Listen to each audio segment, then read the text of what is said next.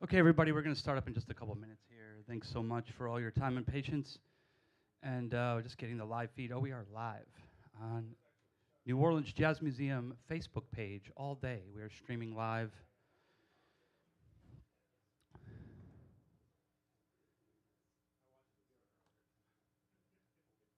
Okay. See if, who's all out here? See if these guys are even out here.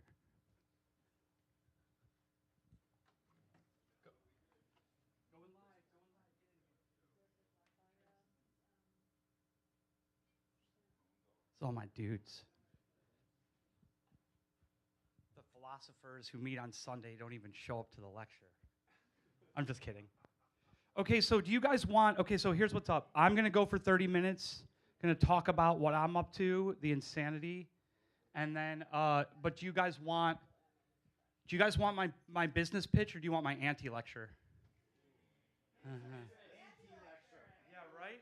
Because it's already up, right? Because it's like sweet. Totally anti-lecture. Yeah, I mean, it's all there, right? It's all there. Okay, this is an anti-lecture, and what it, you know, I'll just let you decide on what the anti-lecture really is. Okay, so I know a lot of you might know who I am and what I do, or maybe you know who I am but you don't know what I do, or maybe you know what I do but you don't know who I am. And but you know, the story is that 10 years ago, my life changed because these people in New Orleans decided that I was the one to get their historic New Orleans newspaper archive collection. Okay, what does that mean? So I own 1,000,000 pages of historic New Orleans newspapers from 1888 to 1930, okay? It was a collection that was owned by a rare books dealer in Pennsylvania who bought it from the British Library in London, okay?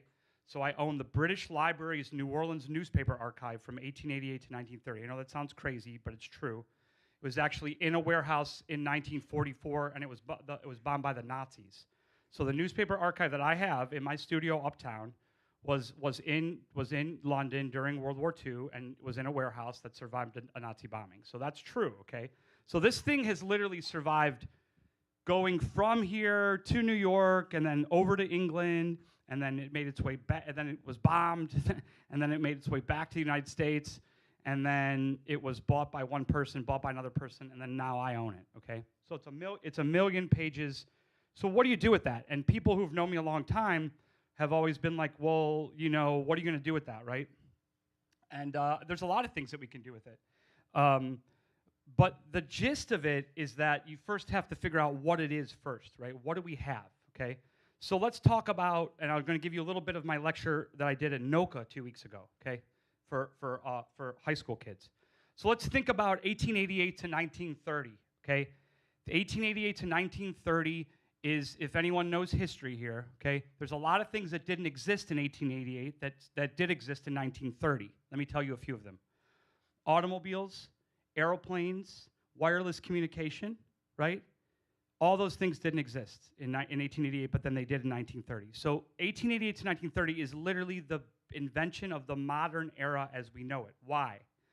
Because you have all these things that happen in the same time.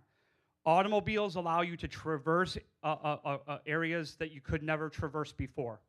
Aviation cut down the ability to ship post from New York to San Francisco, let alone move people, okay?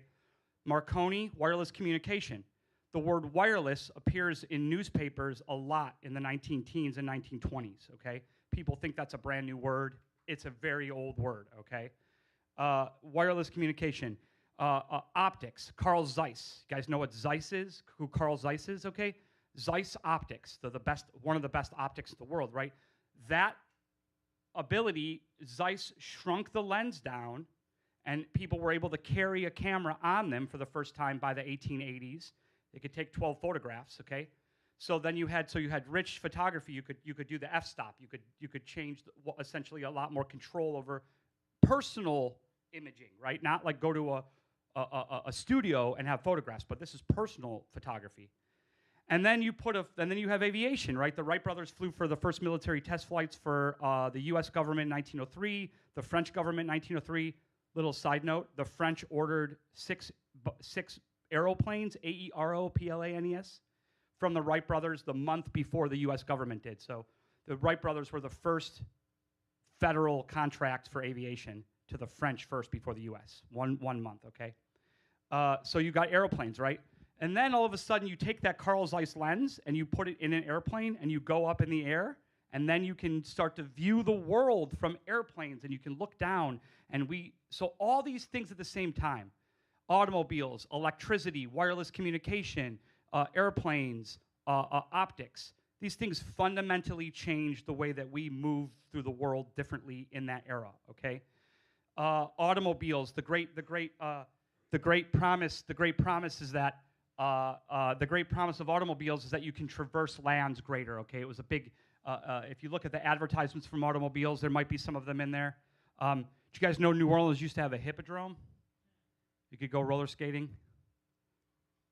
There's a lot of different opportunities that come out of that time period, right?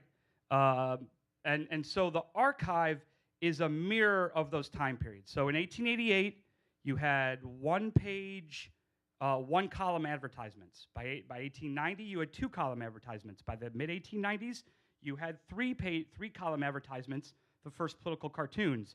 By 1900, you had full-page illustrations. By 1900 late December, you had photography. So photography isn't in the newspaper until 1900, okay? That fundamentally changes the way that we look at the world, okay? Because now we have photos. Color comes into the newspapers, 1903. Color comes into the broadsides in 1913 with the comics. The comics started in the sports section.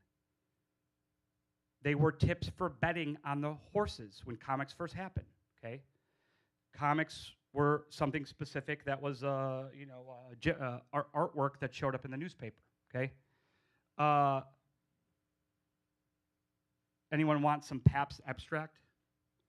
It's like PBR, but different. You know, you just pour a little in your cup and a little water in there, and then you're just, you have like a beer. Not really.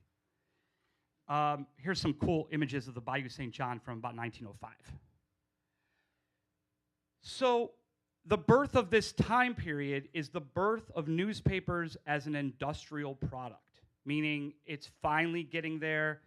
People sort of ask the question, oh, well, the Times-Picayune was just a small town paper, right? No, it was one of the biggest papers in the world in this era. Why? Because a woman named Eliza J. Nicholson, who owned the newspaper from 1876 to 1896, fundamentally changed the way that New Orleans people looked at the newspaper. She was paying women the same as men in the 1890s. She was doing some pretty awesome stuff, bringing in all these different parts of the newspaper. So she dies in 1896, 10 days after her husband of yellow fever. And basically, she sort of is like this paragon paving the way for really interesting aspects of bringing into the newspaper, like comics and fashion illustrations and things like this, okay? That's not her. No, that's not her. She was 4'11", red hair, pug nose. She inherited the newspaper. She was 27 years old. She married the colonel who owned the newspaper. He was 64. She was 27. He dies, leaves her $80,000 in debt. Everyone's like, oh, she's just going to go back home to Mississippi and she's going to give up on the newspaper. She doesn't. She puts her foot down and says, I'm going to run this newspaper. She's the first woman in America to own a major American newspaper. She ran it for 20 years, and she fundamentally changed that, okay, what was in the newspaper, all right? So I'm setting you guys up because I want to show you the bounty of the things that's in the newspaper, right? This is such a cool photo. The baseball team's called the Crack Highlanders. I just love that. This is Sandlot baseball. Does anyone know about Sandlot baseball? It's like minor league stuff, but it's really important in the history of baseball. This is some of the coolest stuff. These jerseys and the way these kids are, this kind of stuff is studied by sports historians. This is from like 1905. You see this little kid? Look at this little kid right here. Little cutie. He's just like holding whatever the hell he's holding. He's like the mascot for the team or something. Oh. There is some insanely weird and creepy, and I mean, this is like, imagine being a kid and reading this in 1910. You would be absolutely horrified. It's all about being good and going to bed. Look, the children learn it is dangerous to pout. So the opportunity that we have changed. When I first got the archive, it was, what did you do, Joseph? You just literally, like, you did something crazy. And then it was like the first few years, we'd look through the newspapers and we'd find like, oh my God, here's a new mention of this, here's a new mention of that. And it just kind of became like a Christmas, every day was like Christmas Day. But it changed over time because for the first few years, it was like, okay, what are we gonna do with this? And then, leading up to sort of before the pandemic, I did all that business incubator stuff, and I had investors who were willing to put the money down and fund the whole thing. But guess what? You don't take money from people who you don't believe in. Don't take money from people who don't have added value to what you're doing. Okay, it's key. If I would have taken that money from those people, would it not be in the same position I am now? But I feel like it was smarter to take the long road, all right, and do it sort of the slow way, the right way. Here we are now, right? I did school. I did 4 years of school at LSU, and all I got there was just kiss the ring, kiss the ring, kiss the ring. Anyone go to LSU? No? Okay, so you guys don't understand what I'm talking about.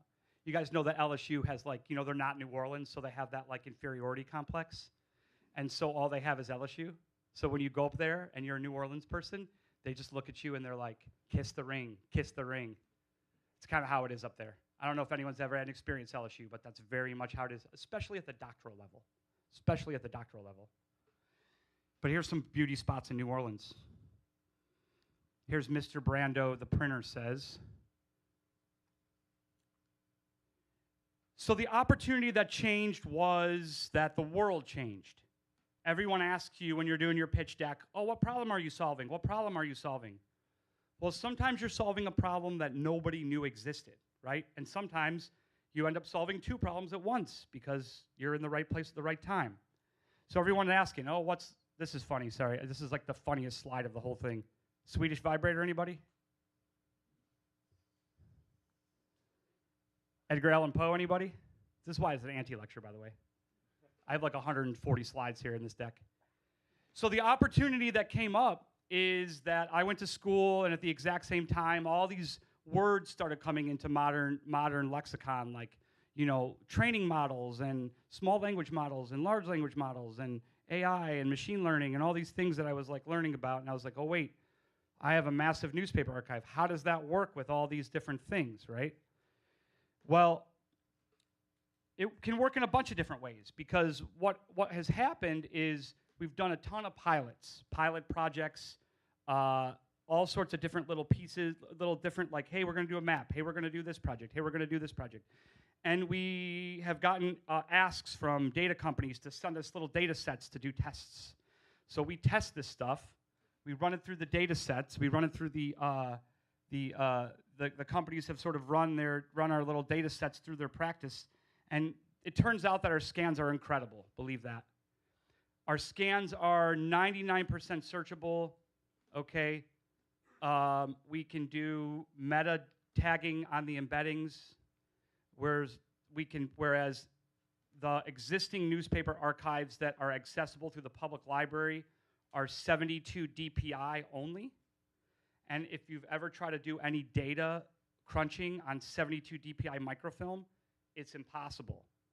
We've called all the companies that actually do that type of work, that microfilm archival work, that news bank companies like that control the newspaper archives. They have all admitted to us in conference calls and in conversations that they don't use AI tools in those historic newspaper archives because the AI cannot search the microfilm. It is that flawed. How flawed? Well, they admit to us that only 60% of it is searchable. So you can't do topic modeling on 60% searchable historic archives. That doesn't work, right? You know what I'm saying? You can't do that. It doesn't work because it's an incomplete record. It's an incomplete record. If you're trying to research voodoo, do you know how many different ways you have to spell the word voodoo?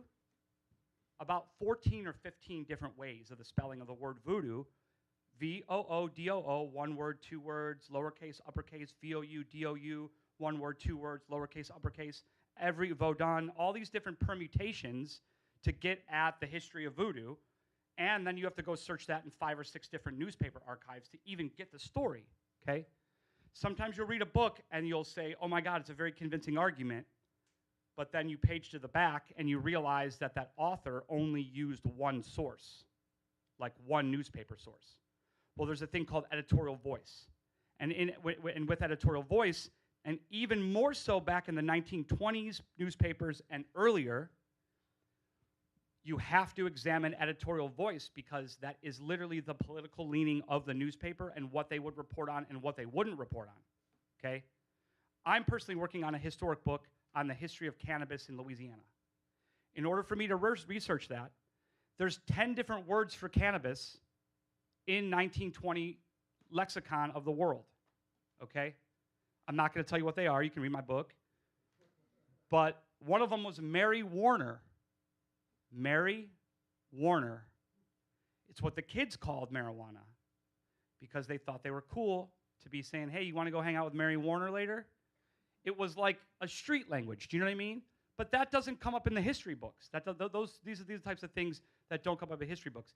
In the 1890s, the word clue, C-L-U-E, was spelled K-L-E-W. Think about that for a second. So if you're researching what?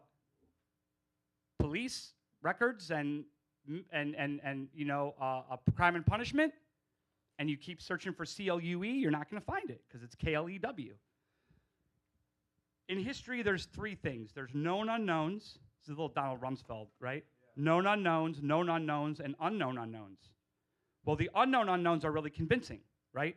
Because as we're scanning this content in high resolution, that's another cool, look at that. Bayou Lafourche, such a great image.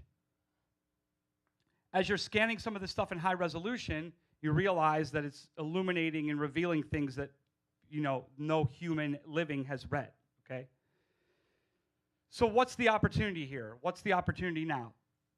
The opportunity for us now is that we have the ability to, when we scan this archive, we can create new, highly sensitive data sets that we can build small language models with, okay? We can really, really, really make an incredible opportunity out of this collection, okay? It just so happens that we have a few companies interested with us, with our data, but we have to create that pipeline. We have to sort of de-risk the opportunity and investment for what we're doing and create a little bit of a direct pipeline to the folks that want it. Who's our market? Anyone that's not OpenAI. Fuck them. They got enough. We can help other smaller companies who want a competitive edge, who want to do something cool. Imagine what a company would do with 5,000 scans of pre-1920 comics. That would be pretty cool. You could do a lot of stuff with that. You could literally make new comics from those old comics. You could animate it. You could bring out some intellectual property. You could make an entire language just from the words that the people talk in the comics, okay? So what's the other vertical in the business? What's the other opportunity here that we see? As of this fall, we're about to enter in a 2-year development deal with a local TV film production company, okay? People who have been doing their work really well for about 30 years. We have a great opportunity. I'm going to get to play with a 35-foot LED wall and Unreal Engine before the end of the year. It's going to be great. I'm the most charming bottleneck. That's what my investor says. He's like, you're charming bottleneck. It's all got to go through you, but you're charming as hell. So what are we going to do here? So, so this leads me to the last 10 minutes of the presentation, which is the sort of like the excitement, right? We just founded our nonprofit. So one company owns the archive, right? You have to protect your asset, like any good real estate investor or any good person who knows that you have a lot of content. One company owns the archive. Another company's project management. That's called Intelligent Archives. That's the one who I wrote a patent with Chris Galliano, which he's not here today. I wish he was here. We wrote a patent.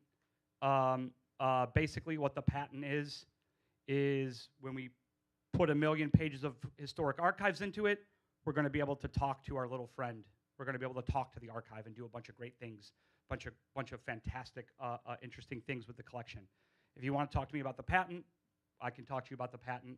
We've got patent drawings and a whole patent outline and everything. It's kind of interesting opportunity.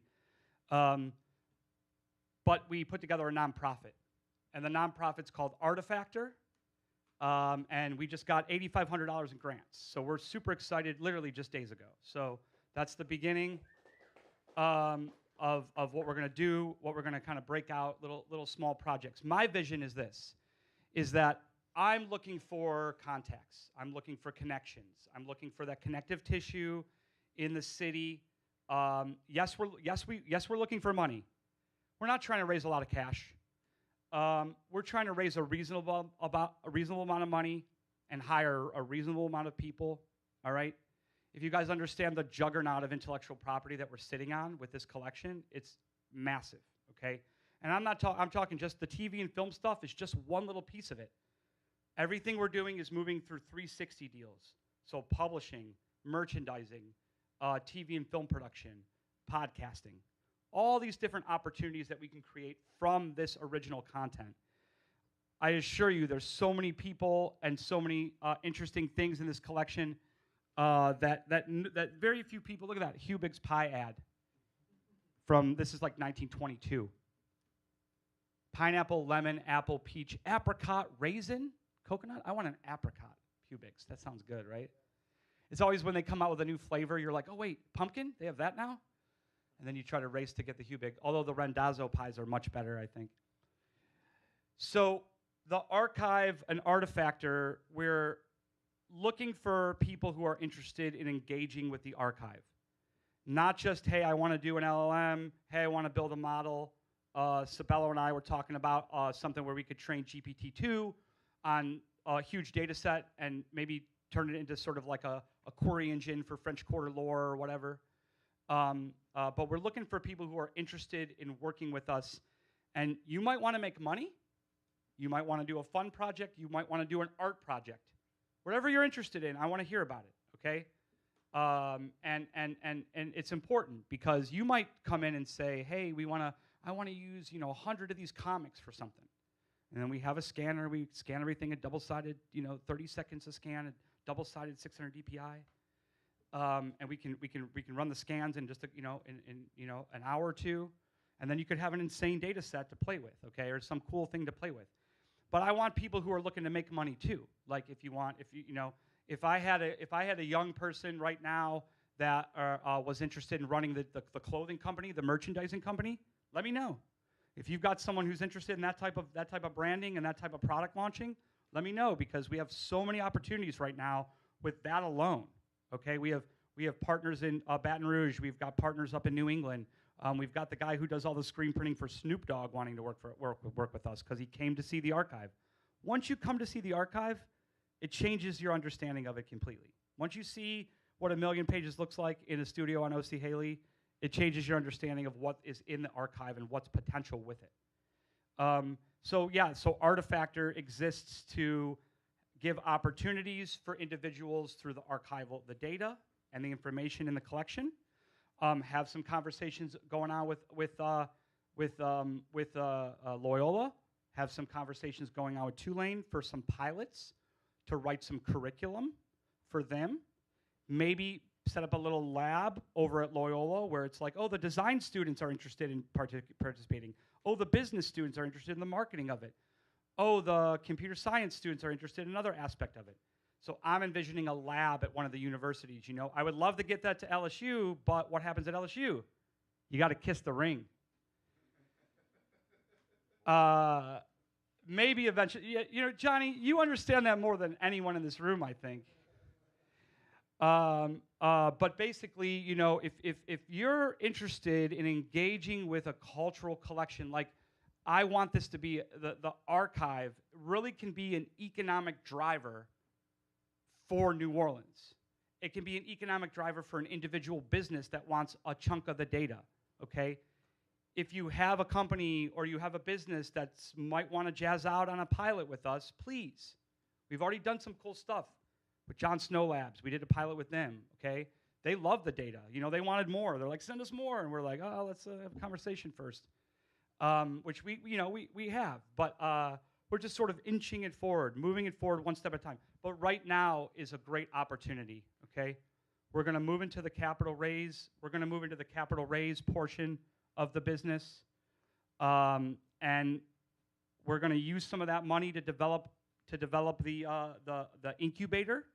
I kind of see it as an artist incubator opportunity. If you're a coder, you're kind of an artist too. So I don't want to differentiate between coder and painter. Okay, I want to say coder. I know people in the room who can paint with code. I know. Okay, and I know that you can do all sorts of interesting things with what you do. So I'm looking for people who have a creative want a creative opportunity. Maybe want to make some money. Maybe just want to have fun. All right. But we have all the resources at our fingertips. We got the scanner, okay? We got a QNAP over there, okay? We've got our storage all set up, right? We got some cash in, so now we can play a little bit, all right? And it's exciting opportunity, but I want labs and I want interactivity and I want students interested in it. And I just think it's a way for us to kind of build something together. I know that I've been able to get only so far by myself, because humbly, it takes a lot of people to build something really great. And I think I've put myself around a bunch of really smart individuals who have helped me get it to this point in time. And essentially, I know that there's some great minds who have already come up to me and already asked me, like, hey, what can we do together? Well, let's sit down. Let's brainstorm that, right? Let's spitball it. Let's fill up a whiteboard. I can fill up a whiteboard pretty quick about anything. And let's move this thing forward, because we have an insane cultural resource, and it's liberated from the constraints of an institution, if that makes sense. If it was here at the Jazz Museum, we wouldn't be able to do the same stuff with it. But the fact that it's liberated from institutional constraints and in private hands is what makes it this possible. There's no other privately held newspaper archive in Louisiana that I know of, this massive, owned by an individual or a company. So the fact that we have this, like, we can do a lot with it. Be a friend. Reach out. I know some of you have told me ideas you've had before and we didn't connect, but let's reconnect.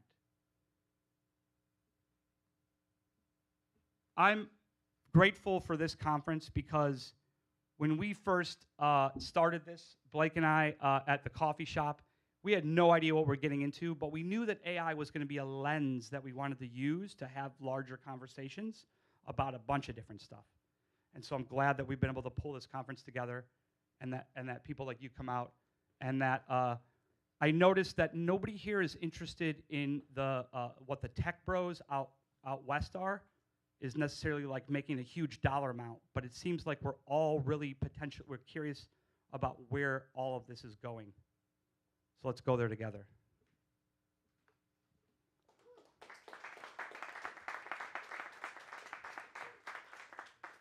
Our next speaker, I'm pulling up right now as a Zoom, all right? Robert Alaya is our next speaker, so just give me 1 minute. I'm going to pull him up.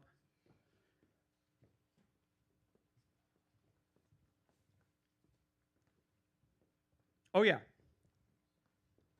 Tonight at my house, pizza party, 7 to 10. I'm going to DJ. There's going to be lots of pizza there, lots of Crescent 9, some beer. And guess what? I got a fire pit. So we're gonna have a fire. We're gonna have a backyard fire tonight.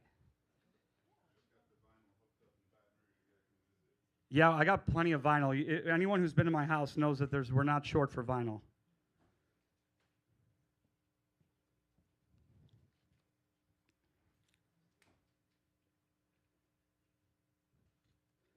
Oh yeah, and then I forgot the other last thing that we're gonna do. There's gonna be, not only is there gonna be, I'm gonna DJ, and we're gonna have pizza, and we're gonna have Crescent 9 and beer and all those other things that you have at parties. But I have Joe Galini from Chawa is going to drum with the DJ. It's going to be fun. Did I mention we're going to have a fire?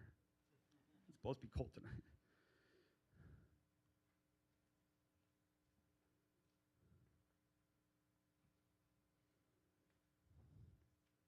Hey, Robert, how are you? Doing great. How you Yeah. doing? Hold on. Let's get the audio right. Can you give us a little mic check? Testing, testing, 1, 2, 3. Yeah, we're Can you hear looking me? good. Terrific.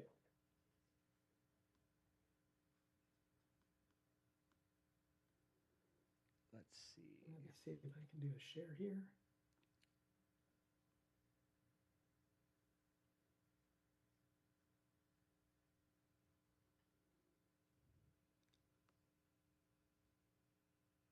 Okay, you're good.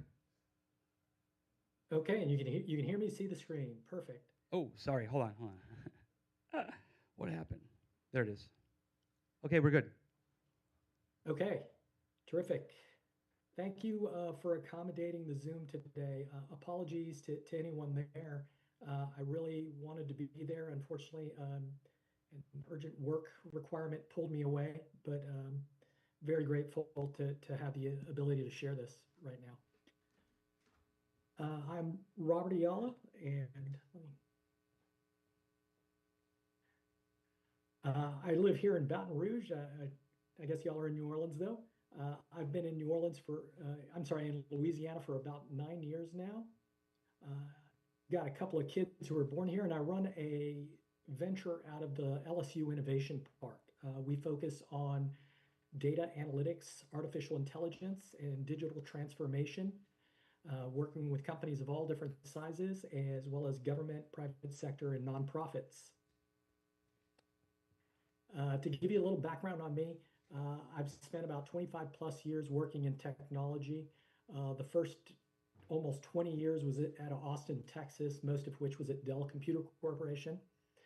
And when I moved there, it was a little bit of a quirky college town built around music festivals, breakfast tacos, and sort of the keep Austin weird vibe.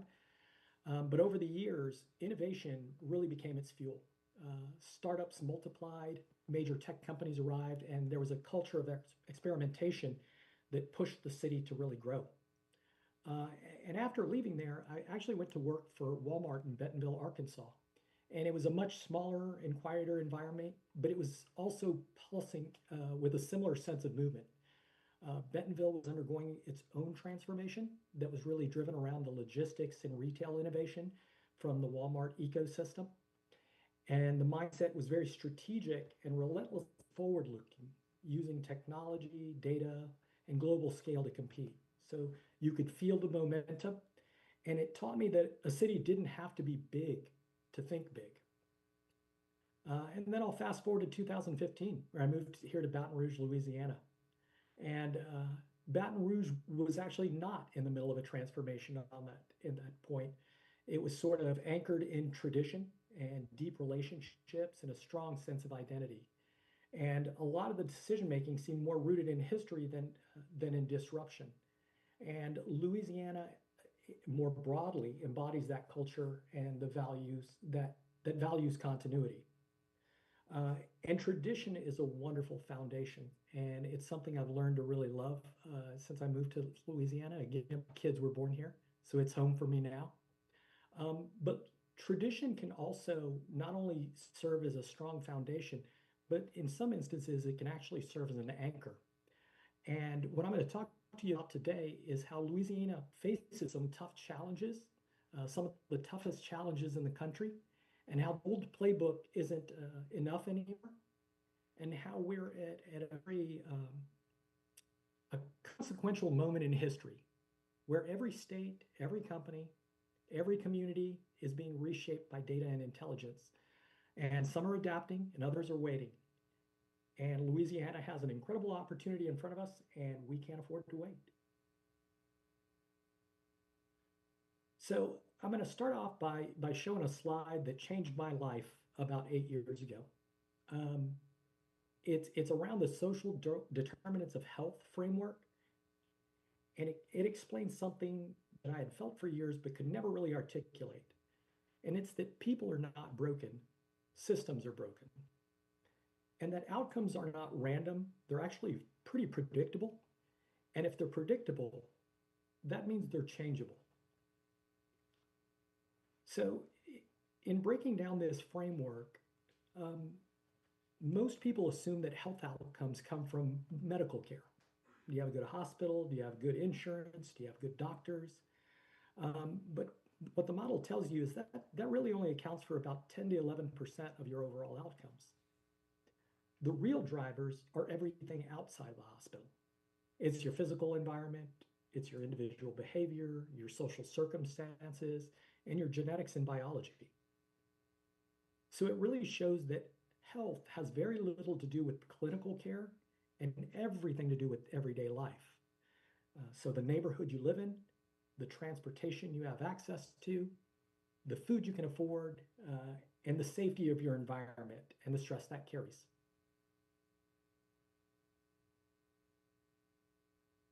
So once I saw this, I really stopped looking at people and started looking at systems. Instead of asking the question, what's wrong with this person? I learned to ask, what systems led to this outcome? So if someone missed a medical appointment, we used to label them as non-compliance in the healthcare space. But if we look into the data, we might show they have no reliable transportation, or they're needing to choose between hourly wages versus keeping an appointment. So the data helps us see the truth inside of the stereotype. And so the social determinants of health taught me that life outcomes are not random. They follow patterns, and patterns can be measured, and patterns can be predicted. And most importantly, patterns can be changed. So when we bring all of this data, and all of this data, much of it is available in various ways, whether it's your Fitbit device, whether it's the American Families or Census Survey, the Bureau of Labor Statistics, maybe your own individual healthcare data, or maybe the 311 data in your community. When we bring this data and analytics into a framework, we can stop reacting to crises and we can start to anticipate them. And AI's role in all of this is to help make the invisible visible. So AI and data can help us before it's too late, identifying which families are approaching eviction risk, which students are in danger of dropping out, which communities are becoming food deserts, and which neighborhoods are headed towards poor health. So we can start to build reactive services and proactive solutions.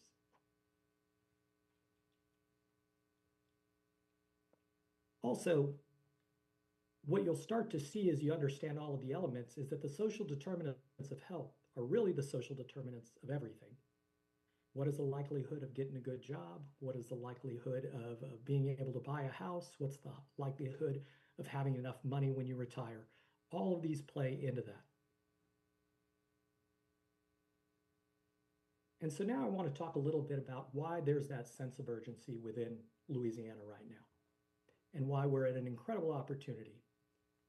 So ALICE households is a metric that measures the working poor. They're asset limited, they are income constrained but employed.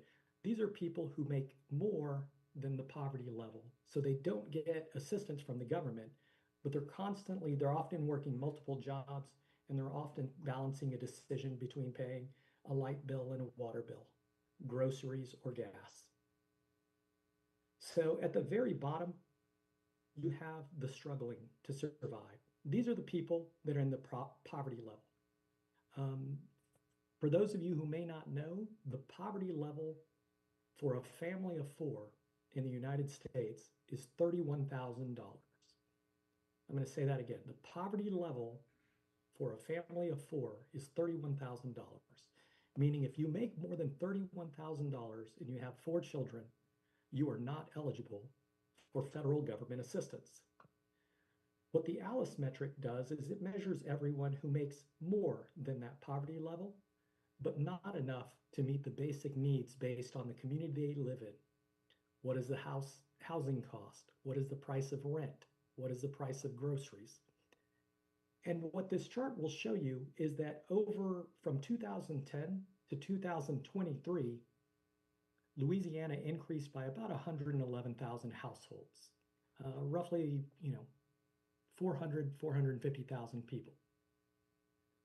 However, 22,000 of those was the decrease in the top portion that is financially stable, while the people at the poverty level increased by 43,000 and the working poor increased by almost 100,000 households. These are pretty drastic numbers, and Louisiana actually leads the nation in the number of households below the Alice Index. And so, being a data and analytics background, I wanted to find out, where is this happening? And what you'll see from this map is that everywhere you see orange or red on the screen, approximately 50% of the households in those parishes are below the Alice Index. In 2010, that was 27 parishes, or about 40% of all of the parishes within the state. Fast forward to 2023, and we've now got almost 70% of the parishes with over 50% of their households below the Alice Index. The system is failing.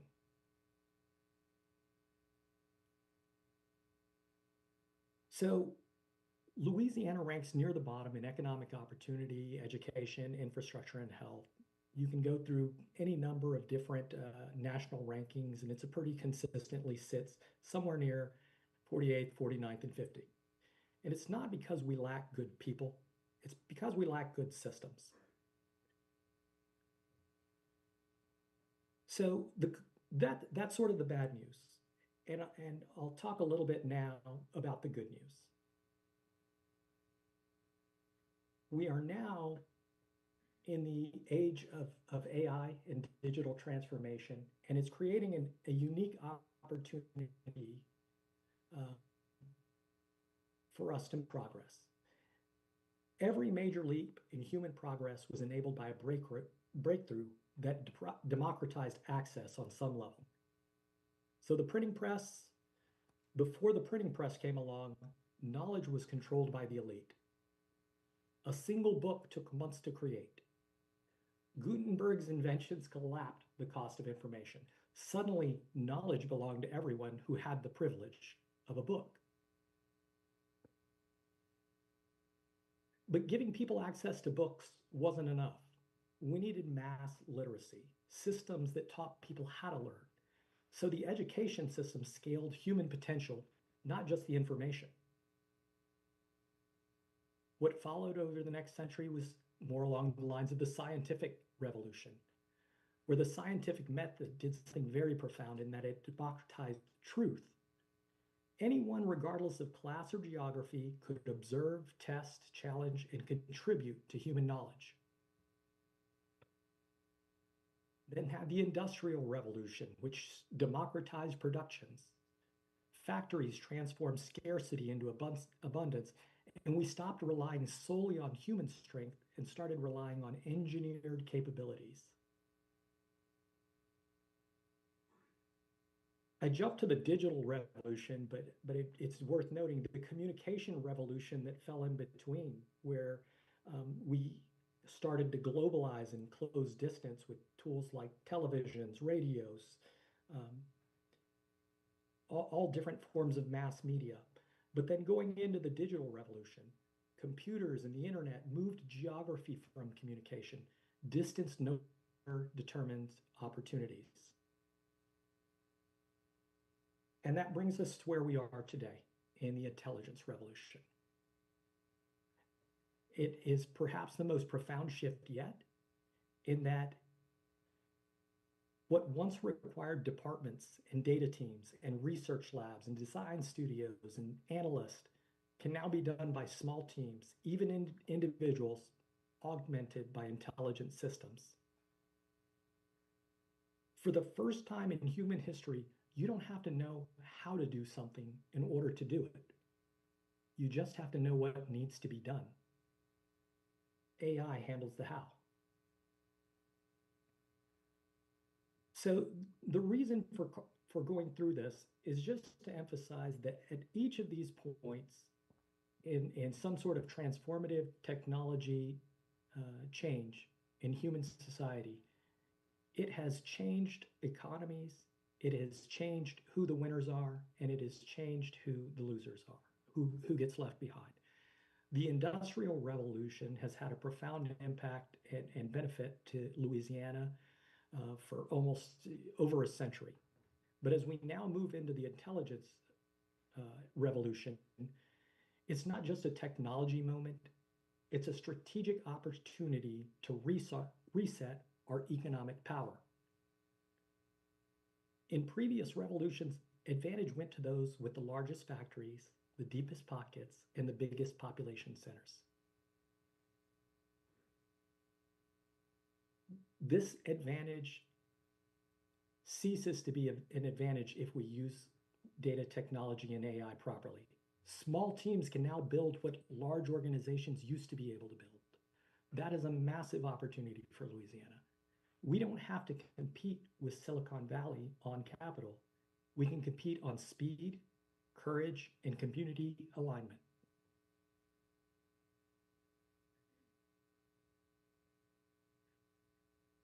But innovation is not linear and it accelerates. It starts off very slow,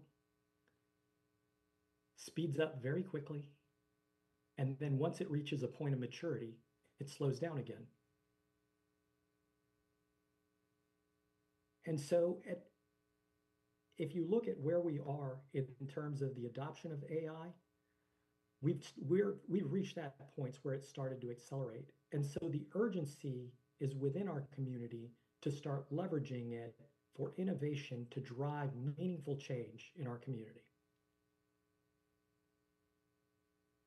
So the diffusion of innovation curve shows how technology gets adopted in different communities. At the very beginning of the curve, you have the innovators, very people willing to go out there and test the early things. The early adopters soon follow, and it's about 13.5% of the population. AI is now here in this early stages of the early majority. And you can see once you get past 50% of the population, you start talking about the late majority, the people who only accept it when they have to, or the laggards who sometimes choose never to accept it at all. But it's important to know that economic opportunity is not evenly distributed across the deployment of innovation, that it's heavily weighted at the front end. So the early movers, the innovators and early adopters capture most, if not all, of the economic benefit. The majority waits until it's safe, but by then the advantage is gone. And in terms of technology, Louisiana has not always been a rapid adopter. But for those of you who are in the startup space, the incubator space, the accelerator space, you're starting to see that organizations like Nexus Louisiana, LSU Innovation Park, Louisiana Economic Development, all different types of institutions across the state are starting to make drastic investments to help drive that early adoption so that Louisiana can benefit in that economic opportunity at the front end.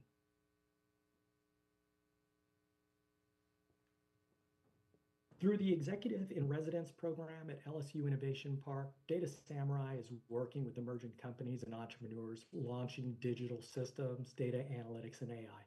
We are a free resource to early stage technology companies and startups in the 9-parish region, capital region. But our mission is also pretty simple in the sense that we use data analytics and modern technology as catalysts for community resilience and equity. So we're not just trying to build apps, we're trying to build capacity in founders, in neighborhoods, in institutions, in government. And so I'm going to take us back here to the social determinants of health model and all of the different places in here, because I wanted to just remind everyone in the room, regardless of what area or profession you're working in, this is a target-rich environment to make lasting impact in our community.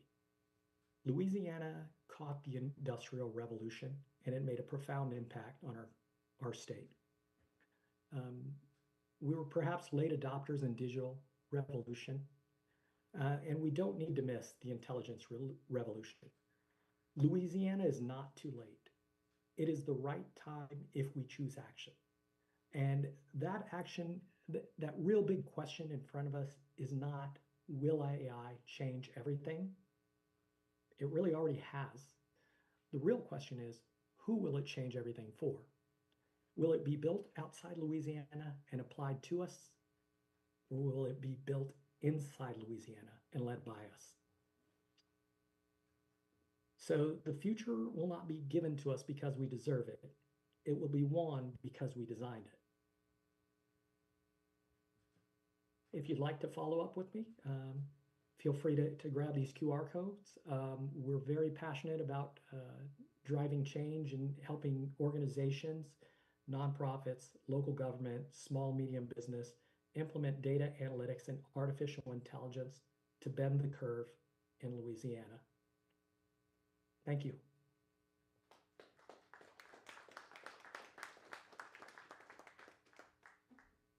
Are there any questions for Robert? Curious if anyone has any questions for Robert. I know he's on the Zoom. That's an incredible architectural feature in your background. Is that your Frank Lloyd Wright house? That's actually just a green screen. So. Okay. Yeah, Jenna. No, I appreciate it. We got one question. I just want to thank the organizers of NOAI. I think y'all have been doing some fantastic stuff to democratize AI in all of the different domains, not just the business sector, but in the arts as well. And hope y'all have a fantastic rest of your day. And we have one question tomorrow as well. Oh. What is it? Go right ahead.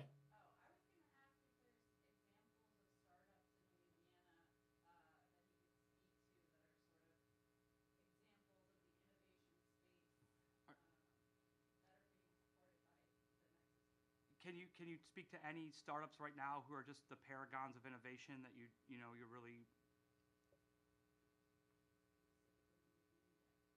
Yeah, boy, being off the top of my head, that's a tough one because I think there's a lot of different ones doing great things. I think let me kind of pull up some of the ones that I've been following. Obviously, if any of you are familiar with the Future Use of Energy in Louisiana program, it is based out of, I think they've got their headquarters in the LSU Innovation Park, but they're actually funding a lot of different technology startup companies focused around how Louisiana can reimagine the future of energy, not just within our state, but across the nation. And I think that program is doing a lot of great things. The LSU Innovation Park has really ramped up a lot of their programs designed to lure in startups. I've seen a lot of things happening with Idea Village. I think the North Shore Accelerator and Nexus Louisiana Technology Park. All of those are sort of these organizations that I've had the ability to kind of see what's going on. There are similar programs happening all over the state, Lafayette, Lake Charles, Shreveport, Alexandria. But those particular organizations I just referenced have portfolios of really outstanding companies that are growing at a really rapid rate. I think one of the ones that I saw that just really received some outstanding recognition was a company by the name of CodeGig out of Nexus Louisiana Technology Park. But there's so many really ones that are doing great things.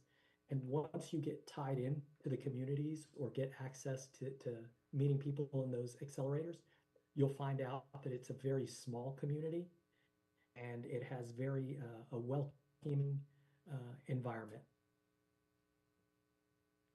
Okay. Yeah, where do you see opportunity in terms of, are there specific sectors that these tools are specifically adapted to disrupt? Yeah, where do you see opportunity? Are there specific sectors in which these tools are meant to disrupt? Well, I think I think every sector, every not only every sector, every industry, but every functional role that exists in any organization is being disrupted by this. Um, you know, so I think it's really honing in on the problem set and the pain points that exist and finding out where to apply it there. Obviously, in Louisiana, there are certain industries that are more prominent here. Our service industry is an enormous part of the economy. The conventional energy sector is a huge part of the economy. The state and local governments are huge portions of the economy, and healthcare. So all of those represent easy places where we have existing organizations that are in the process of or about to be in the process of major disruption. But what I will tell you is that I believe what I'm seeing, and I think it lights my heart up, is that the startups that I'm seeing pop up across the state are not confined to the industries that we're used to seeing in Louisiana. This intelligence revolution and the capabilities that it's allowing for people to do is to innovate in areas where we don't have existing industry or sectors in the state. And so we have an opportunity to have impact well beyond our state borders and even beyond our national borders. All right, Robert, thank you so much. Thank you very much. Appreciate it. Y'all have a wonderful day. All right, you bet. Safe travels. Thanks. Thanks. All right. Take a 2-minute break, and then we'll have our next presenter come up. Plenty of snacks out there, plenty of Crescent 9. Help yourself.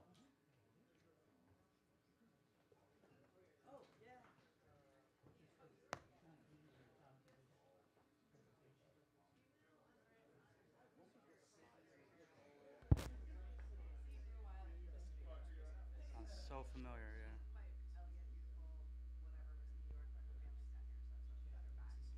Aaron, do you need audio? You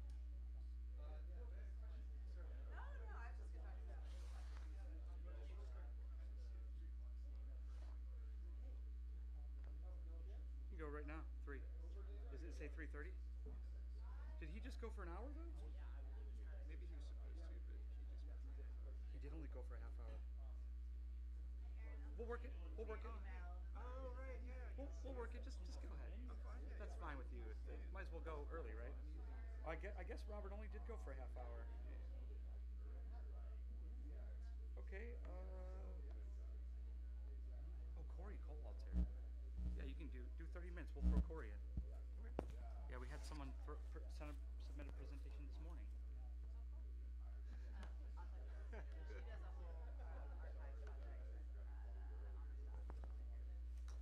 Yeah, I don't think we've ever necessarily met, and I think that would be a good connection. I thought they just got defunded, the whole Amistad Center. I thought it was just that's what I heard.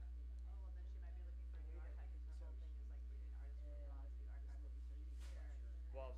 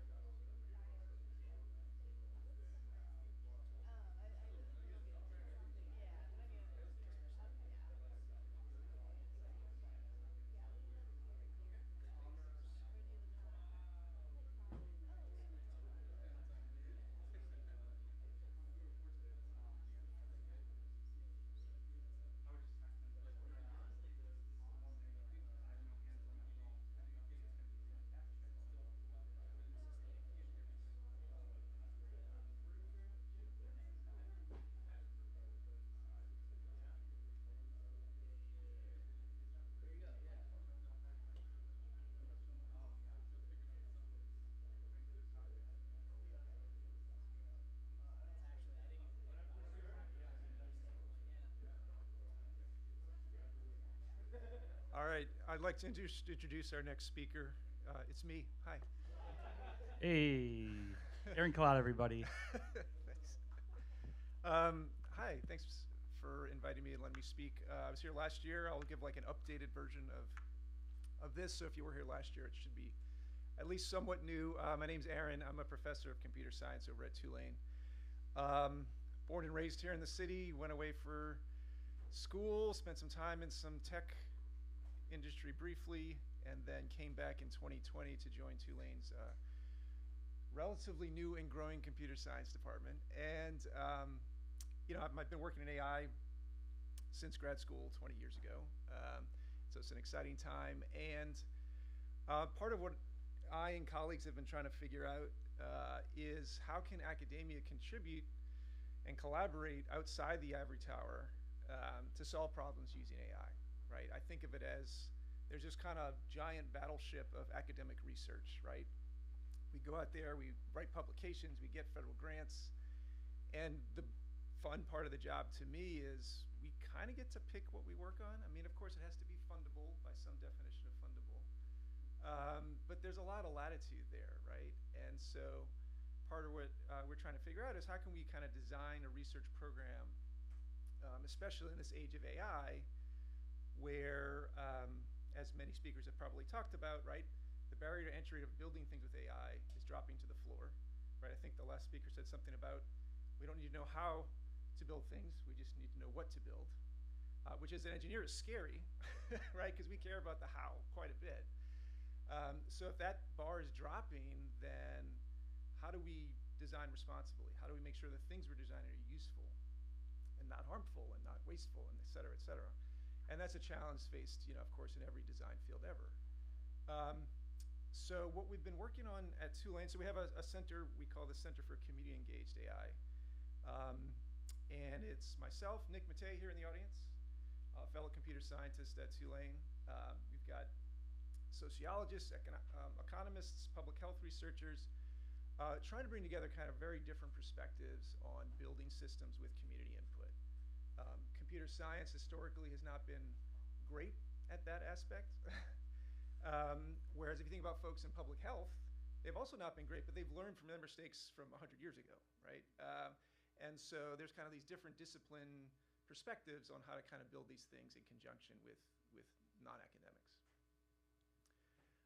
So one kind of lens to think about this is something called participatory design, which is also not new, and it's also not revolutionary, right? It's like, oh, if you're going to build something, maybe you should involve the stakeholders at the start of that design, as well as the middle of design, as well as at the end of the design, right? And so a lot of what we're thinking about is how to do that in an AI setting, okay? And yeah. I just got to adjust your mic here real quick. Oh, should I start over?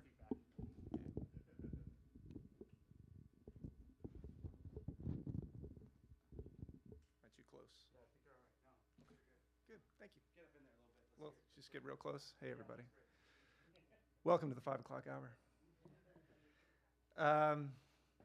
So, in academia, again, I was saying, try to kind of adjust the research battleship, and the kind of pipeline we've been kind of working through is kind of 3 phases, right? First is holding community workshops, just hanging out with people, right? Like just building trust, understanding the work that's going on in the community, the struggles they're facing, the opportunities they see, right? And that's literally, that could be having some workshops and we have lunch together and talk about what they're working on, right? That's very basic, simple relationship building work that, academics don't always do, right?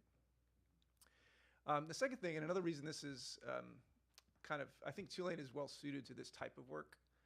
One, they gave us money to do it, which is nice. But 2, we have a very robust, what they call service learning program, right? Where students are required actually to take courses that make them step out the ivory tower and engage with local communities in their work. So we've been able to leverage that as kind of a step 2 of this process where, okay, so we've sat down, we've had lunch, we've kind of identified some problems. Let's actually do a first step, like let's do some data science, right? Maybe it's pulling your data together so you can do some querying on it, right? Help you with your work somehow, show some initial value by partnering with us.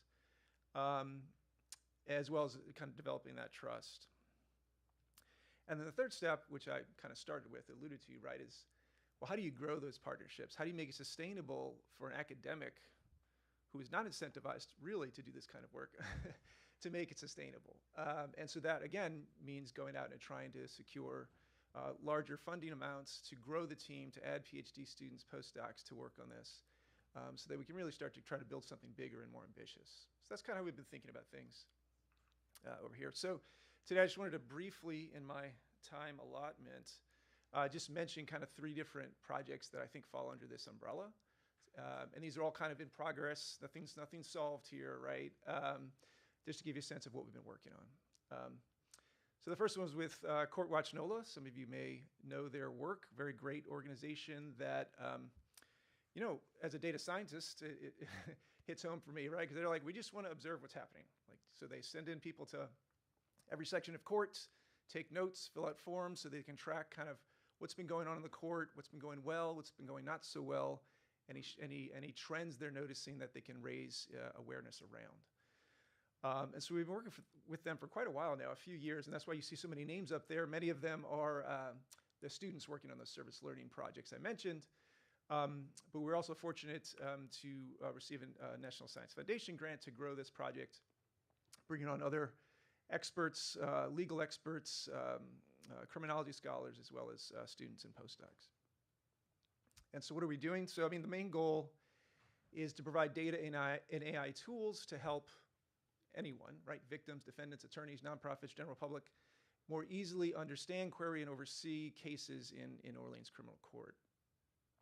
And kind of our first engagement with CourtWatch was very much just a data science kind of project. Like, let's bring together the data that does exist, whether that's through these volunteer court observations that CourtWatch NOLA oversees, whether it's the standard court docket, which lists every hearing, some little snippet that happens in every hearing on every day, as well as perhaps public records requests that may be coming in kind of intermittently. And so the first thing we did was just build a simple data dashboard so you can actually search things and get reports on, like, how have bond amounts changed over time? How do they vary by demographic groups? Are there spikes in bond amounts after certain events happen or change in personnel, right? So very simple counting metrics that actually before this didn't really exist here, right? Despite how important, obviously, this system is to everyone. And so again, like, I was here at an AI conference talking about counting. Like, this was like our big achievement last year was we finally like got onto CourtWatch's homepage, like the actual bond amounts on average on the past X days or something like that, right? So just adding a little touch of transparency to kind of get people thinking about these issues. But we're AI folks, so we can't stop there, right? So what are we doing? So a few different ideas we're working on to try to improve oversight and transparency in criminal court. So very much, when you hear AI and criminal court, I think a lot of people think of like automated sentencing and things like that, which I'm not about. And so the question is, how can we use AI in this setting? And the idea here is to, rather than replace human actions, rather try to understand those human actions, right? So try to get a better feel on what things affect the way cases are proceeding, right? And so part of that, the kind of machine learning side, is we're building large predictive models over the next thing that's going to happen in any individual case, whether that's charges are dropped, charges are accepted, plea deal is met, goes to trial, et cetera, right? Try to predict that next event, which we can do, you know, using a lot of neural network models to do this. But why do we want to do that? And it's not to replace it, right? It's to see, to really rank or to help prioritize cases that might need further human eyes on it, right? So outlier detection would be one simple example, right? This model that we've trained as best we could is very confident that event X is going to occur, but instead event Y occurred. Is the model wrong, or did something strange happen to that case in the court, right? So that's one reason we like that. Another reason we're interested in this is, again, as I mentioned, this causal analysis, right? What effect does X have on Y, controlling for other factor Z, right? So what effect does race have? What effect does a particular magistrate have? What effect does, you know, there's that old result that if you get a judge just right before lunch, they're harsher on you, right?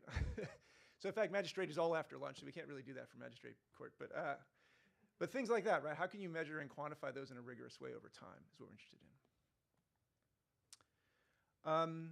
Two things that are in progress. One is, we've got a substantial amount of historical data now, and thinking about ways to visualize at a high level, like a system level, where cases are in processing, right?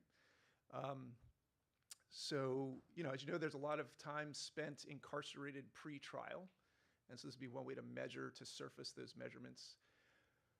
We obviously don't bring very few cases go all the way to trial for many reasons, right? So being able to track and measure that over time is something of interest to us. And then finally, because we have to use LLMs somewhere in our lives, this actually came about talking to some kind of victims' rights folks who rightfully say it's very hard to figure out what's going on with the case. And you have to become like an expert in docket master to understand kind of what's coming next in a case. And so students this year are working on a kind of chat with the case feature where you can feed it the current state of the docket. Can it interpret and just summarize for you what exactly is going on? And then B, can it say, well, based on what I see here, I would expect, charges to be filed at the next hearing a month from now, right? So that if that doesn't happen, then you could say, hey, what's going on? Why is this kind of going off track and whatnot? So trying to give kind of a layperson a better insight into exactly what's going on in a case. Those are some random questions. Okay, so, and of course, as I mentioned with this community outreach part, so as part of this project, we're continuing to meet and discuss with many other folks here and elsewhere doing amazing work in this space, right? I'll list some logos on the board here, but really learning from them, what are the features that people would find helpful in this type of application as we go forward and start to roll out public-facing versions of this. All right, the second of three is a project that began working with a great group called Ion Surveillance. You might be familiar with some of them, Marvin Arnold and Ayub. So they were, speaking of, well, first of all, there's the folks that volunteer for this crew, many of them are software engineers. And so this was, gosh, it must have been 2 years ago now. Like ChatGPT had kind of just come out, and immediately they built their own system to do this really cool thing, which is, it sucks in all of the videos from the city council meetings and transcribes them, and then allows you to do a typical RAG thing, right? So I can now search and get summarized answers over questions about city council. So I can say, what is the city council doing about these freaking potholes, right? And get a little summary of what investments are being made and how those are changing over time. So this was a little bit different from the Court Watch project in that they already had a working system when we started working with them, right? And pretty cool. What I really love about this approach is, because of the way these systems work, you not only get the answer, but you get the list of like the second mark in the video where that was being discussed, right? And I'll show you some other examples in a minute where often that'll just pull up kind of exactly what you're looking for, things you didn't know exist from these very long and detailed meetings. So what is the system? Again, it's taking in the videos, some minutes, as well as a small sample of different news sources to kind of provide context. And these go into an AI retrieval augmented generation system in order to answer questions. So where does the community kind of part of this come in? So I should say when Marvin Ayub started this, they were originally motivated by the challenge of making public records requests, right? So those of you who have tried to do this know that you can't just write an email and be like, give me everything about facial recognition, right? You have to say, okay, tell me about the report that so-and-so filed at meeting C on day D, right? You need to be very detailed in your request. And so the whole point of them making the system initially was so that they could say, well, let me just go, I can't sit in court, sit in city council all day, right? I need a way to efficiently find the cases where, for example, facial recognition was discussed, okay? So on top of that, we held some kind of community outreach meetings with other agencies and nonprofits that were interested in using this type of tool to get feedback on like how good is the system currently, what should we do to change it or improve it. And one thing that came out of this, which I thought was interesting, both practically and from a research perspective, was you have this problem with your ChatGPT being too sycophantic to you, right? And a similar thing kind of happens in these summary systems where you say, what is the city council doing about X? And the system responds, the city council is doing amazing steps to ensure that X never happens again, right? And nothing against city council, they do great work, but the point is that the way the system works is it's summarizing the words of city council, right, for the most part. And so that's the type of answers you're going to get back, right? Now, that's not the only voice that are heard at city council meetings. Of course, you have the public comment period, right? And there are many other voices in the room. So there's this interesting question of like, how do you deal with this kind of speaker bias in the way that LLMs are generating these summaries? So that's one thing from a research side that we're looking at. So we held some community outreach and tried to understand kind of how people felt the system was with regard to accuracy and helpfulness and bias. We've also implemented some, this sounds circular, LLMs to validate the output of other LLMs, right, which is a thing now that people do. But just one example I want to end on here. So I was curious. We kind of built a kind of like a development server version of this, so the students could play around with it a little bit more. And so I was curious about our current budget shortfall, and so I asked the system to tell me, looking at data from 2024 up through October of this year, what early signs indicated there might be a future deficit in the city's budget. And it gives me this summary about, concerns were raised many times about a projected deficit estimated at 70 million, a fiscal cliff. And again, it points out to the reference and says, here's the actual revenue estimating conference back from June of 24, where these issues were raised. And you even get like a PowerPoint slide, right, that says, here are the risks. Here are the risks to our forecast. These are the three things, right? And this is reference, I don't know what it was, 2 of 5 or something like that, right?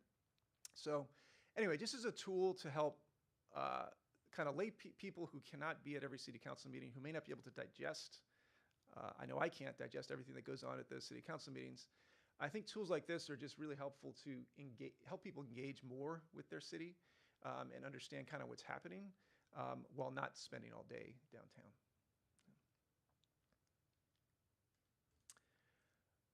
And if you want to play around with either of those, I'll leave that up for a second.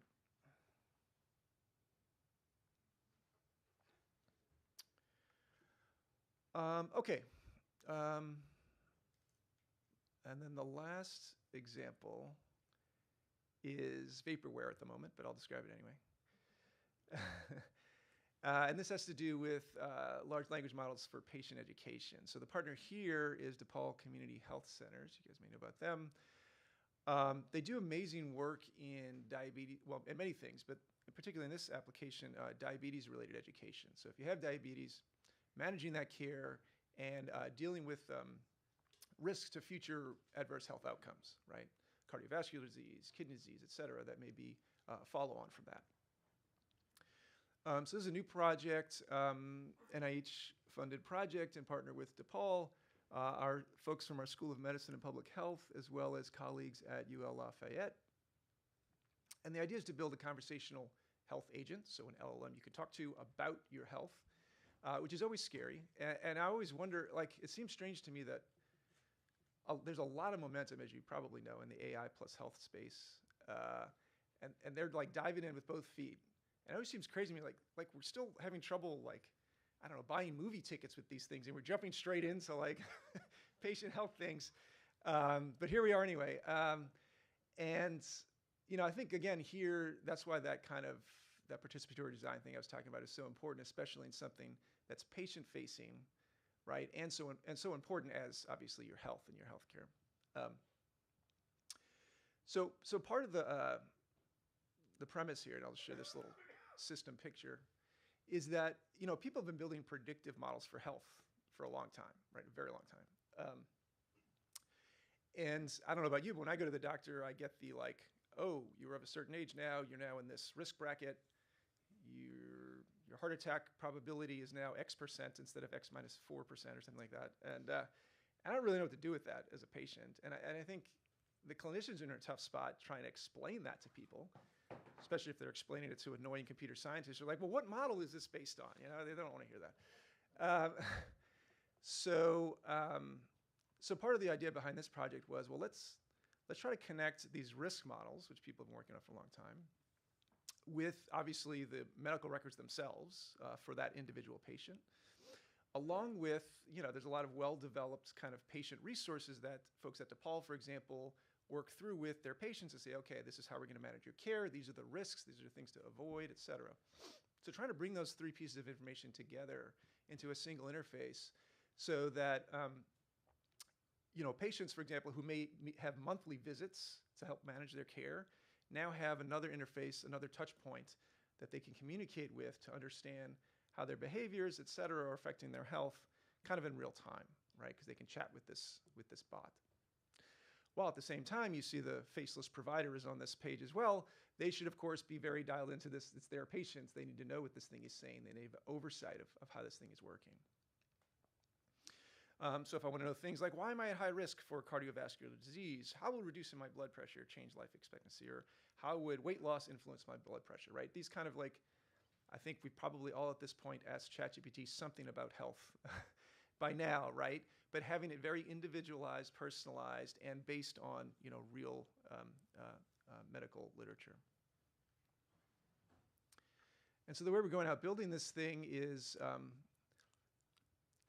using an agentic framework, which just means we have an LLM that can call other functions, right?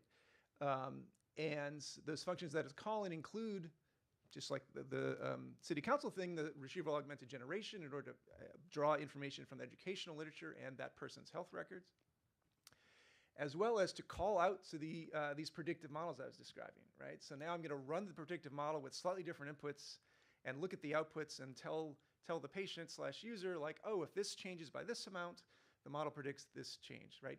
And in a, by the way, like culturally appropriate, based on this person's background, way to communicate it effectively, right? So not easy. We're trying to figure out how to do it in partnership with a lot of folks. But I think using these kind of explainable AI approaches, of which there's a long line of research, is one way to kind of go forward here. So as I said, we're of course engaging both clinicians and patients and education specialists kind of at the early design phase.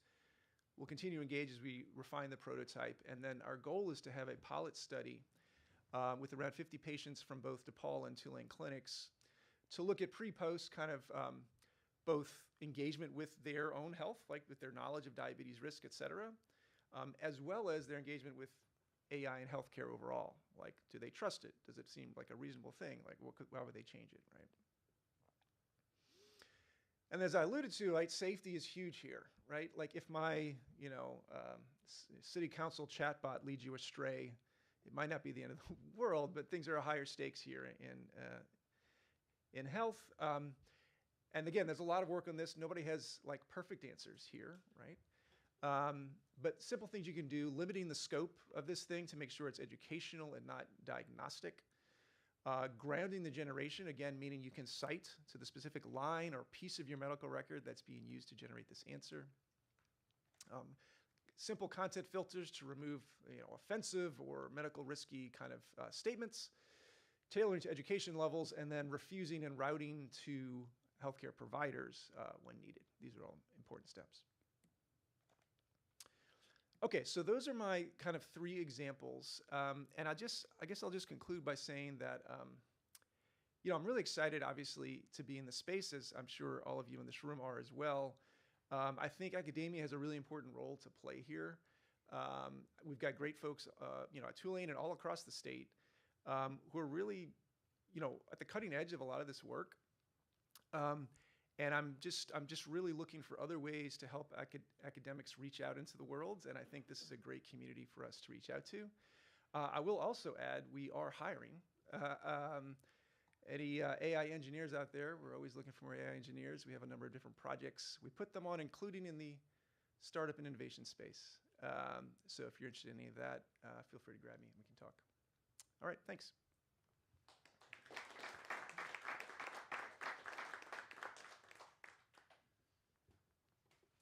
Yes. Thank you very much, Aaron. Yes, burning questions, please. Yeah. Great. In the space of LLMs hallucinate, and we're nervous about that, but there's a really beautiful place here for patients to go from unknown unknowns to known unknowns. What questions should I ask to advocate for myself when in the presence of a healthcare professional? Mm-hmm. How do you like think about building the tool to allow for that while also fighting like anchoring bias? You don't want them to accidentally learn some piece of information that they will anchor to, but you want them to learn about the questions that they should talk to a healthcare professional about. So I feel like that's the competing forces there. Could you say more about the anchoring threat? Yeah.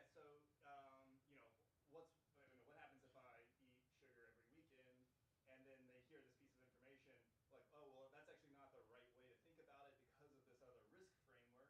But now they're gonna like not be able to encapsulate this new data because they just remember the first thing they heard. So the anchoring bias is like, oh well, I read this and it's kind of stuck in my head now, Yeah. and I can't relearn that fact anymore.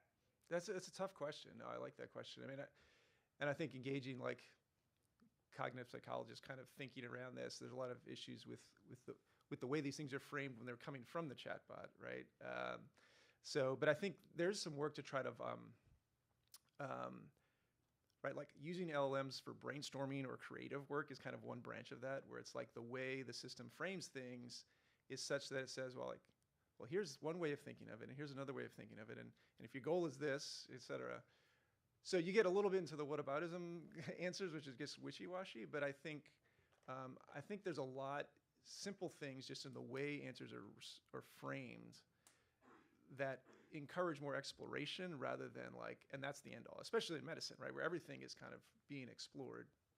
I think a lot has to do with framing, but yeah, it's a great question. Well, especially with access to iterative risk models, Yep. right? Then it really does open up that space for there isn't just one path forward that can take these three different paths and might still end up in a good place. Exactly right. Yeah.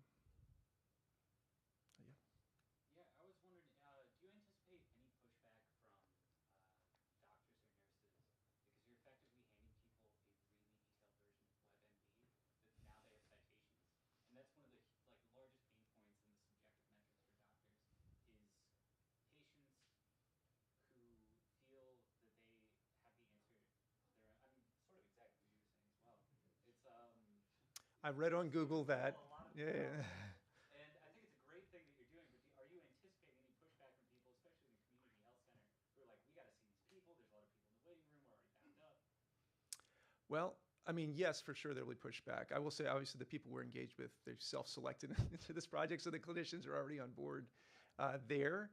But yeah, that's a challenge, right? So it's like, oh, I read this on the internet that I should do X instead of Y, right? But I think you're right. I think the grounding is one way around that. Like, we're giving them the documents that the doctors say they like, right?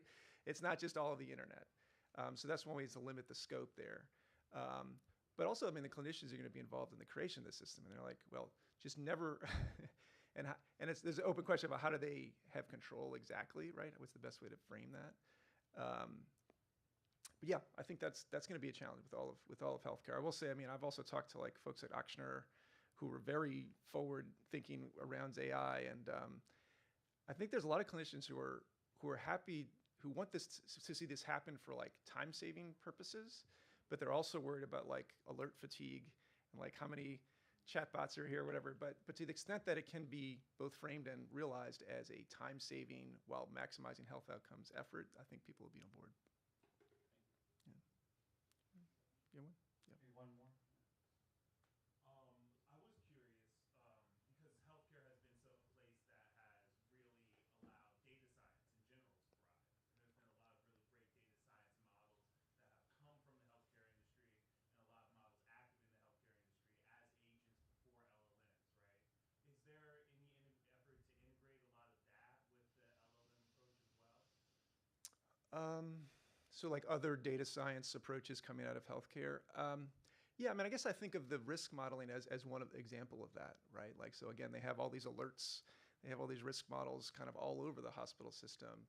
And so the one way I think about this project is trying to like harmonize those things and make them more human usable rather than being one off, here's this dashboard with 8,000 things on it. Let's harmonize. There's a whole other version of this project one could do that's more clinician facing, right? Where the clinician is the one chatting with the patient's record and the health outcomes, et cetera. And so I think of that as a layer on top of all of that data science work that's been going on. Yeah. I was going to say, like, you probably want to look at using narrow AI, what I call classical AI or ML, as a tool Yeah. to the LLM to use that, and then you actually would get better results with less resources. Yep, 100%. That's what I'm thinking with this framework here is the LLM's calling out to the machine learning model. Yep. Yep. Cool. Thanks, everybody. Thank you. So we have a special treat. We actually have a wild card presenter going on right now that's not on the schedule. You're going to have to go and get into the WordPress and add them to the schedule. But we have, I told this presenter, usually it's 20-minute presentation, 10-minute questions. He's going to do a 10-minute presentation that's going to cause at least 20 minutes of questions. Ladies and gentlemen, Corey Kowal.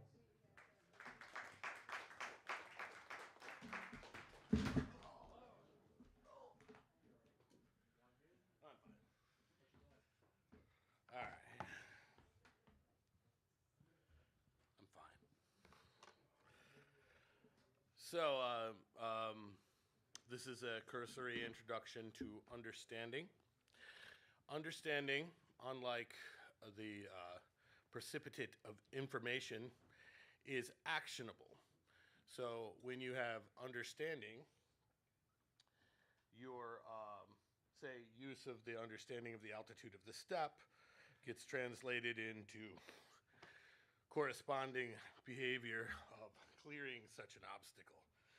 And as I expressed to Stefan earlier out in the lobby, there are two types of understanding. There's the personal type of understanding where you are the person testing to see if you've correctly operationalized the piece of information. And then there's the kind where you relay it back to wherever you got it from. That's not really possible with your eyes unless you accept a sort of pre-Ptolemaic Egyptian cosmology. You generally can't touch things with your eyes. So it's only applicable in conveyed information. And of course, all of you are interested in AI. So typically, the way we use such devices at this point is to relay information to a human intermediary. So it's important to be able to discriminate whether you're actually conveying actionable information. And devoid of a reciprocal test, like, well, you probably all know from information theory this notion of a checksum or a hash that allows you to look at data integrity. Who understands that? All right, close enough. So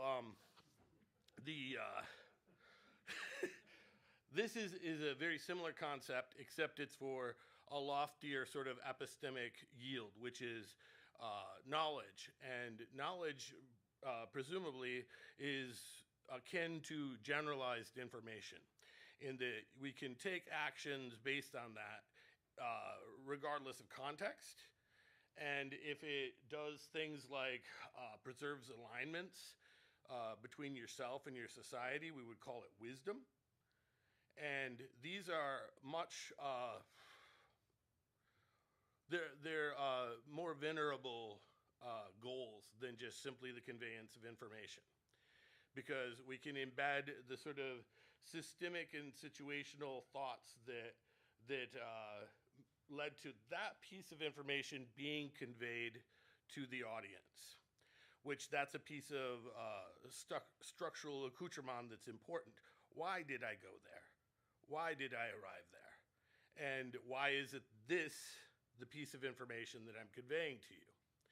And it's probably important to understand that if you build a system out of, say, something like a transformer, something your base components, nothing about that system is, unless it's very directed towards causal discernment, nothing about that system will inherently, of its own merits, discriminate whether you're actually delivering the message that's receivable, right? So understanding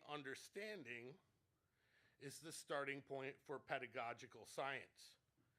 And that is why when I hear people who speak from, I believe that the science of teaching is as primitive as psychology was in the time of Freud. It's largely introspective. It's largely people's theories, bloviating. This is also an empirical science. We can determine these things. And like, for instance, the ACT-R model allows you to very precisely predict whether or not somebody can recall a given piece of information based on the exposure intervals, the span of the total exposures,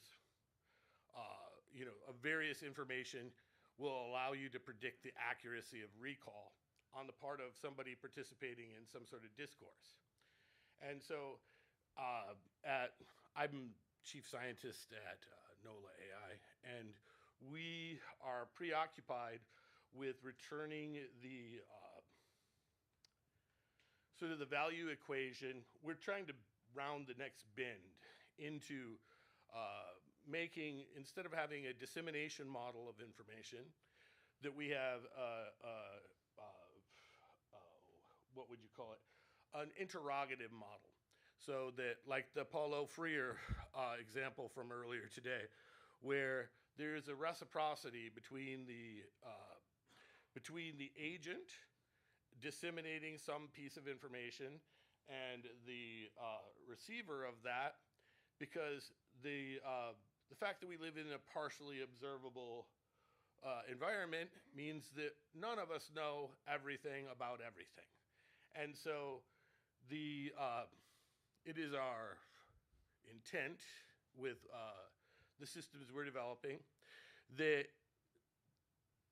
the agent will be able to make sound decisions about how best to deliver something that you will understand, and correspondingly, it will be able to improve its own fidelity in representing or taking some action based upon information that you're trying to convey to it. So understanding statements of, like, a theory of mind, like I said that she thought that we were going to go to, all those referent convolutions have to be resolved through theories of mind. And so in 2023, we patented a whole embedding system for representing such things. And so that it will allow the resolution of these very complex natural language expressions. But that's not the important thing. The important thing is that you all understand that there is an opportunity in over-providing information and knowledge. We hope, we believe, that paradigmically, there will also be a dividend in terms of the opportunity to provide a reciprocal pedagogical path, where we're not just asking the user for information or providing them with information, but rather we're applying various learning opportunities in both directions, bidirectionally, so that you won't just, as the receiver or the beneficiary of such information, you're not just becoming more and more of an impotent agent of your own merit. If we can take the temporal dividend and reuse that time And whenever there's an opportunity to escape, really the need for speed, if you have a moment, if your system can shape up the behavior inside of you, you're creating an independence on the part of the user. So understanding the utility of understanding is critical in understanding the value of such things. Intuitively, it's the topic du jour across many, a lot of critics of the application of LLMs. It's debilitating.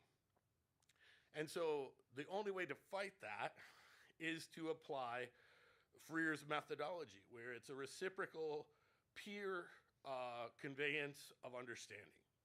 And so that's why we've focused a great deal on epistemics in the system, in our systems, and we've actually applied it right down into the sub-symbolic substrate from which you guys get magical answers, and actually defined deeply rooted rules about discrimination of causality and one-step reasoning systems to conjoin the understanding of situated systems in understanding that if their prediction span is too long and they're always right, that there is a gap in their understanding. There's a lack of granular solutions. You can't build to those solutions. You have to just predict that same increment into the future. And you can be successful, but this creates a blind spot. And I think that these blind spots are literally what's tearing our society apart today, is that we cannot experience deep enough forms of empathy for one another because our blind spots preclude this from happening.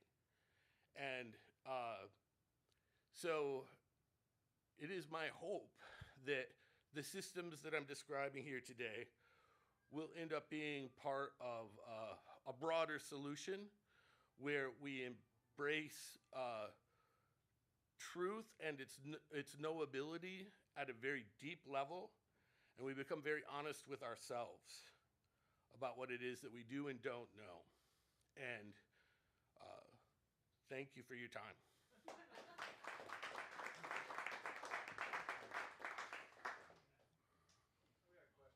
Okay. So I sort of conceptually understand what you're explaining here, in that like we want our systems to have a more maybe foundational type of knowledge that can like truly understand the world, help us understand it. I hope that's roughly correct. Reasoning from first principles, stuff like that. Yeah, perfect.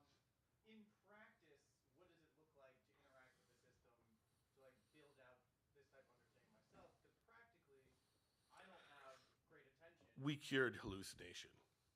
Sure, but like as a consumer of a service like this. Right. Like a bunch of conversations here at this conference will be about the topic of hallucination. My engineers told me yesterday, we fixed it. So it's not a thing. So I mean, right, but in practice, am I just using this as a replacement for any other LLM that I might interact with? It's reliable. Yeah, that's the important thing. Reliability. Like in the medical application, the discussing this possibility that they, how are the professionals supposed to cope with misdiagnosis from yet another source? Well, they're not. We had to solve the problem. OpenAI went to market with an imperfect product that has a delirious way of creating attention, and I fixed it. So it's not a thing anymore. So, I mean, what is it like? Well, it's accurate. So when we tested it, we tried every which way to get it to say something that was hallucinatory and would glaze us. Like, I invented this idea about conductivity in polymers. Are you sure that's not the conclusion? Are you sure it's not the right conclusion? It's like, nope, there's nothing in the literature. Screw you.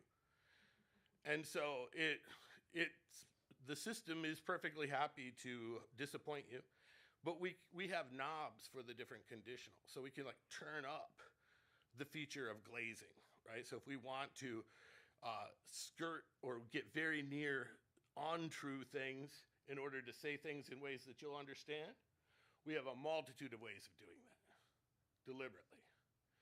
But we won't ever sacrifice the semantic contents, because if we misinform you, our shit's just as junk as everyone else's. And so for, we call them mission critical tasks, like system integration in an Airbus, or giving legal advice, giving medical advice, giving simple friendship, apparently, can induce psychosis. Because if you're unwilling to sacrifice someone's ego state, and you're willing to misinform them, you can do anything you'd like. You know, it's criminal. So, or should be criminal. And so, actually, as an associated thing, one of my friends is the director of open source at IEEE, and I'm working on trying to develop, sort of a rubric for best practices when it comes to, chatbots. And just literally, you have to forego the opportunity of always being appreciated. You have to say, if something's going to relent, it will have to be your appreciation for me. So, would you like them to? You want me to describe how we train these things? No. Just tell me how you can expediently train speeds. Say again. To accelerate the training speeds instead of. Oh yeah, that's a separate topic. So he's talking. We made gigantic strides in performance at the same time because of capitalism, yada yada.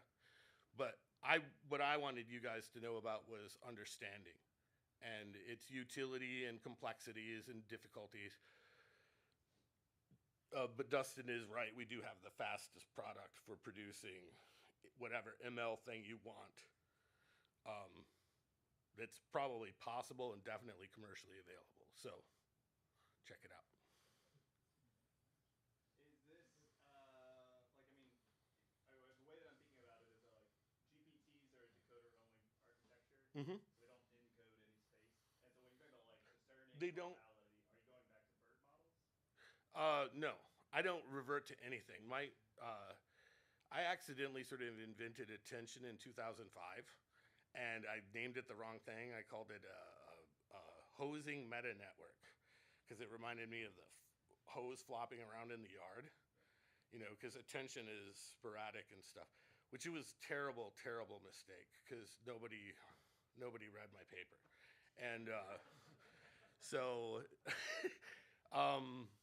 when I eventually went to IDSIA to study curiosity and attention, you talked about curiosity last year, right?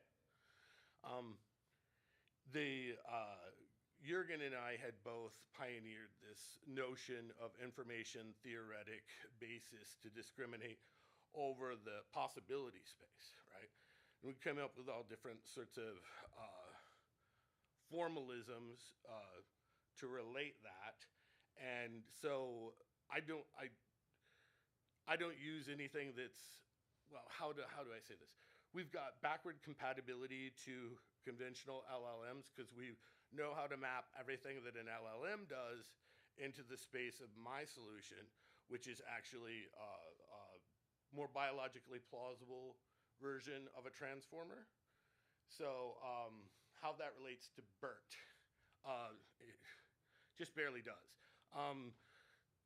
Conventional attention systems work by putting information in at the hidden layer. We shove it all in through the front end. And so back propagation of errors will reconcile these things and normalize the values.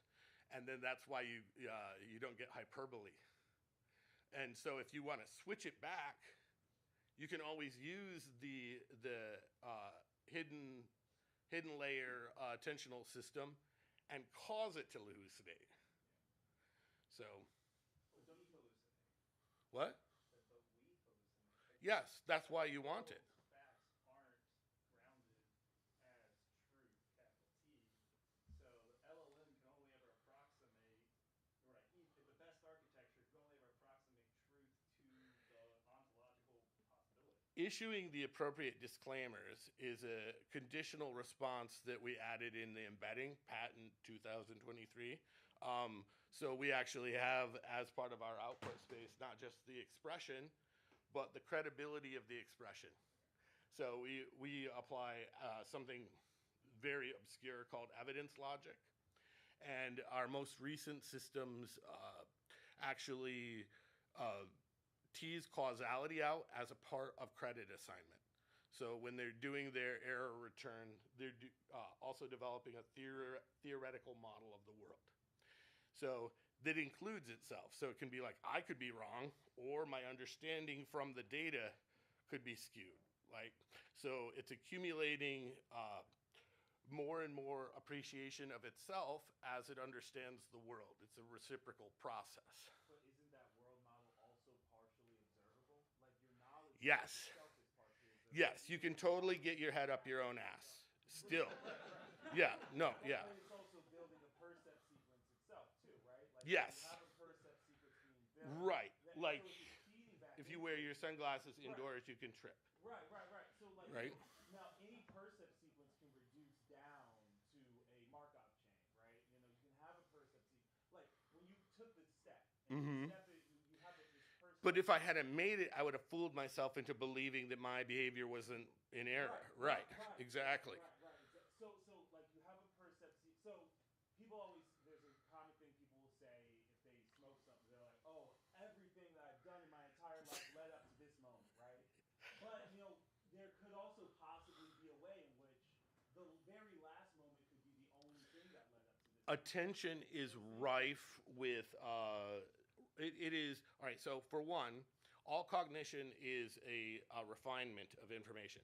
So you're dropping things and adding things at the same time. So this creates these blind spots. We literally give them to ourselves, like the blinders on a horse, right? So there is a functional utility in omitting certain types of information and constructing others. Like, what does the back of my shirt look like? Pretty much like the front, right? So we have all these different abductive and deductive types of reasoning that we're applying to these things all the time, and it can become precipitous to the point of intractability in the Hall of Mirrors sort of phenomena, where whether you're mapping the error back to some internal model failure or some prevalent condition in the environment, you have to absorb these things in a sequential fashion, and you have to be able to accumulate them over different operational contexts, or you never get traction on any novel problem, because new problems will just totally suck up all your process resources because there's so many different causes possible. Is there a way to recognize that intractable sequence as equating to something computable? Like recognizing a super long percept sequence is actually just a single state. There are types of what I call semantic state compressions, where you take the deliberation and you compress it lengthwise. You remove all the cruft, all the erroneous in-between states, and but you can't. Causally, you have to leave the basis for entering the novel semantic redefinition state, right? So there are constraints there, but in general, it is true that you can longitudinally shrink training sequences, or also trial sequences. Did I see a question over here? No. How did you fix hallucination?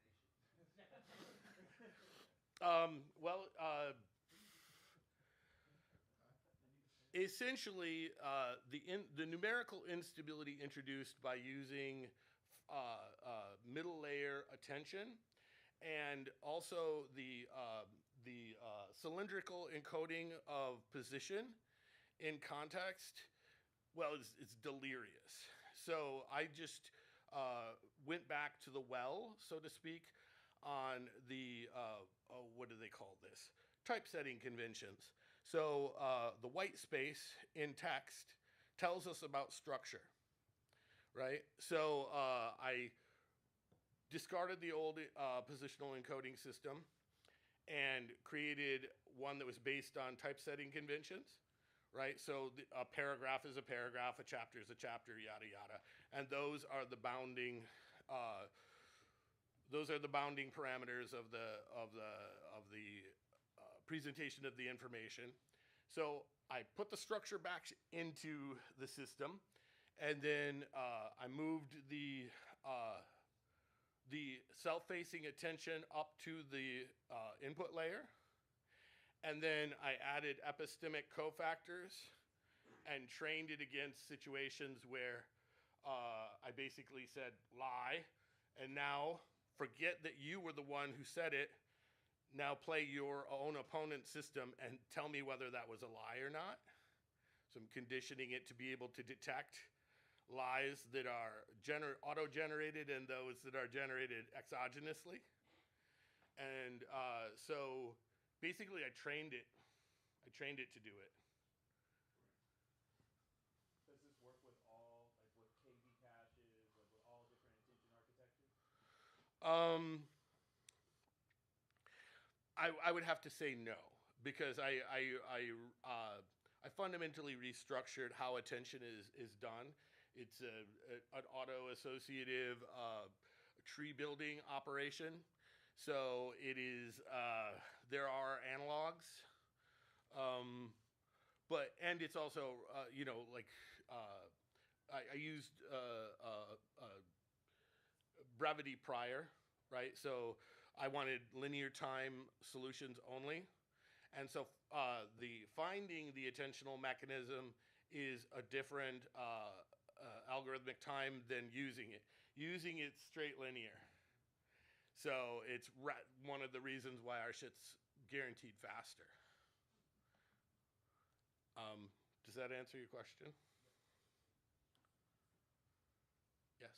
What applications have you faced where or have there been any applications that you faced where this system breaks down or doesn't perform as well as you expected during development? Honestly, I haven't had enough time to test it to answer that, because the golden spike, so to speak, was yesterday. So the engineers beat on it for a day. They couldn't get it to lie. I was like, make sure that it understands that you'd really love to hear a lie.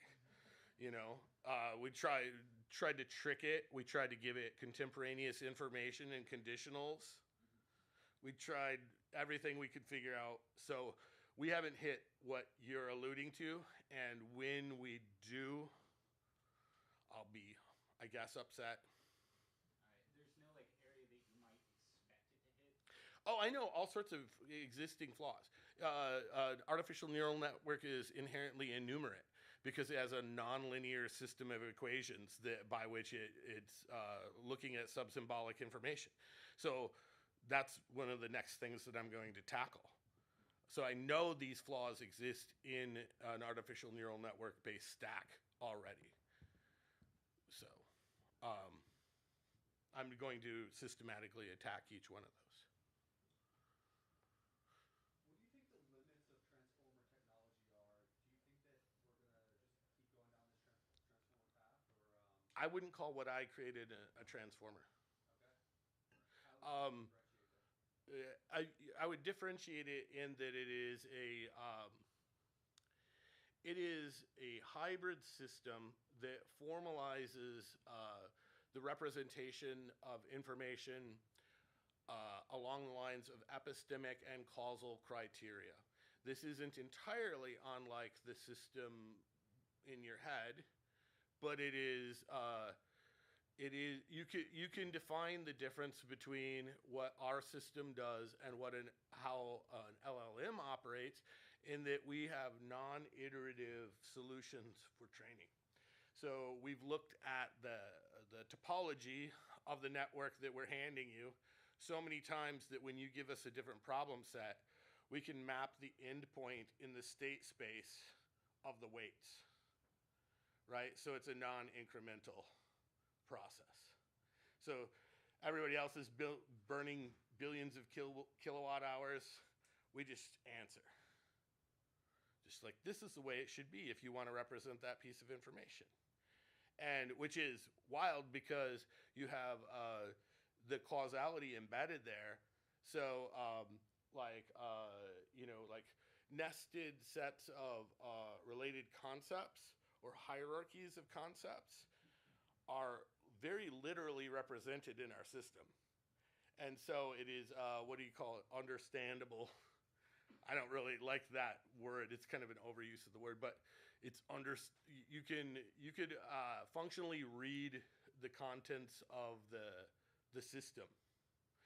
You can like give it subtags.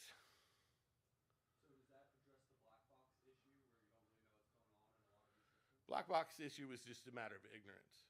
People said some shit. They didn't know. They'll never know. They don't understand partial differential equations.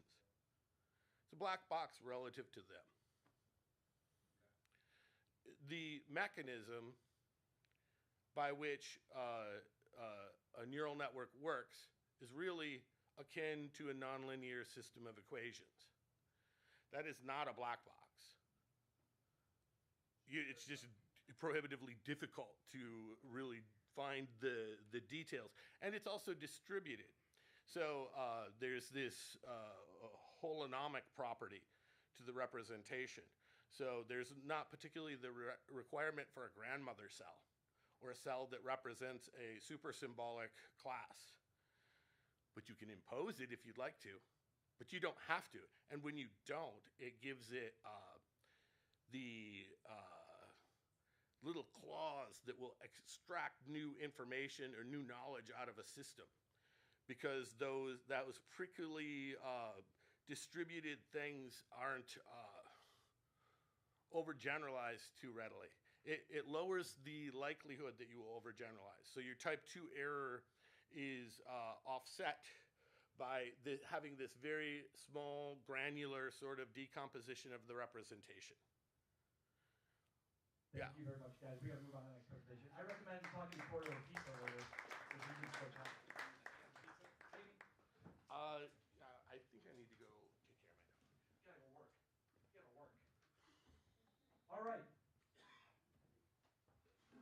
No, you're good.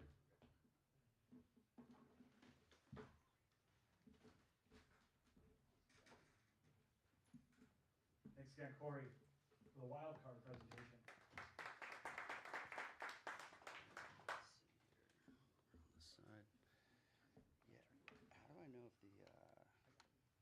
Audio is working. Okay. Oops.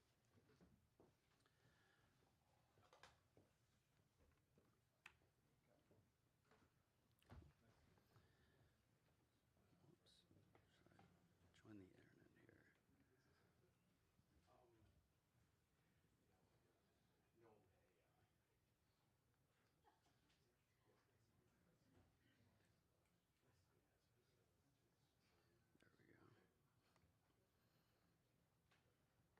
We're all good to go.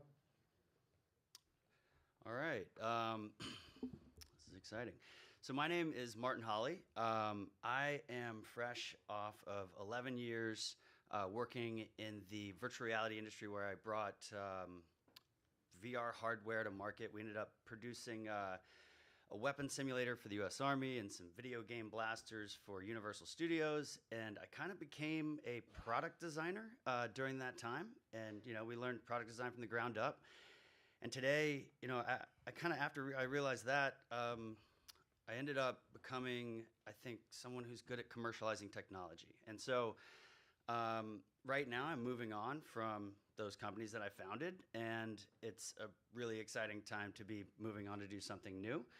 And so today, this isn't a technology that I think, yes, there's some opportunity to do some work in it and commercialize, but I have 3 small children, And I'm very concerned about, how AI will be applied to them and their experience as they grow up to maybe reach their full potential. And so I think that's kind of what this is about today. I've got a couple ideas to share that I really think would really benefit the education space. So, whoops, there we go. So, I don't know if anyone else, had a really great experience in the educational system, but I know that mine was, I don't know, I was not made for that system. So, I feel like I didn't learn anything until after I left college, or until I was pushed into interesting graphic design roles as I guess when I was in high school, I took some college level courses. But, it's, I guess like the goal here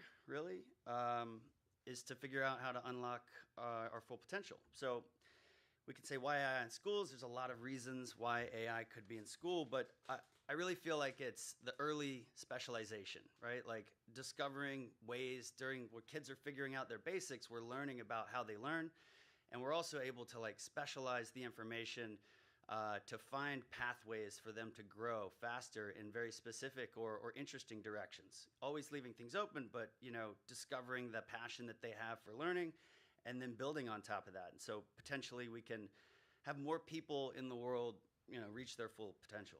So, and so with this, I started looking at in our kids' school, how would we apply this? And I think passive AI and active AI I'm just going to separate them into those roles, and I think, it's the observer on the passive side, and, it's kind of, this is the time, the data collection, right? We have to learn as much as we can before we can try to build on top of anything. There's just so much information. And so that's really happening everywhere, in every industry, in every place where we want to apply artificial intelligence.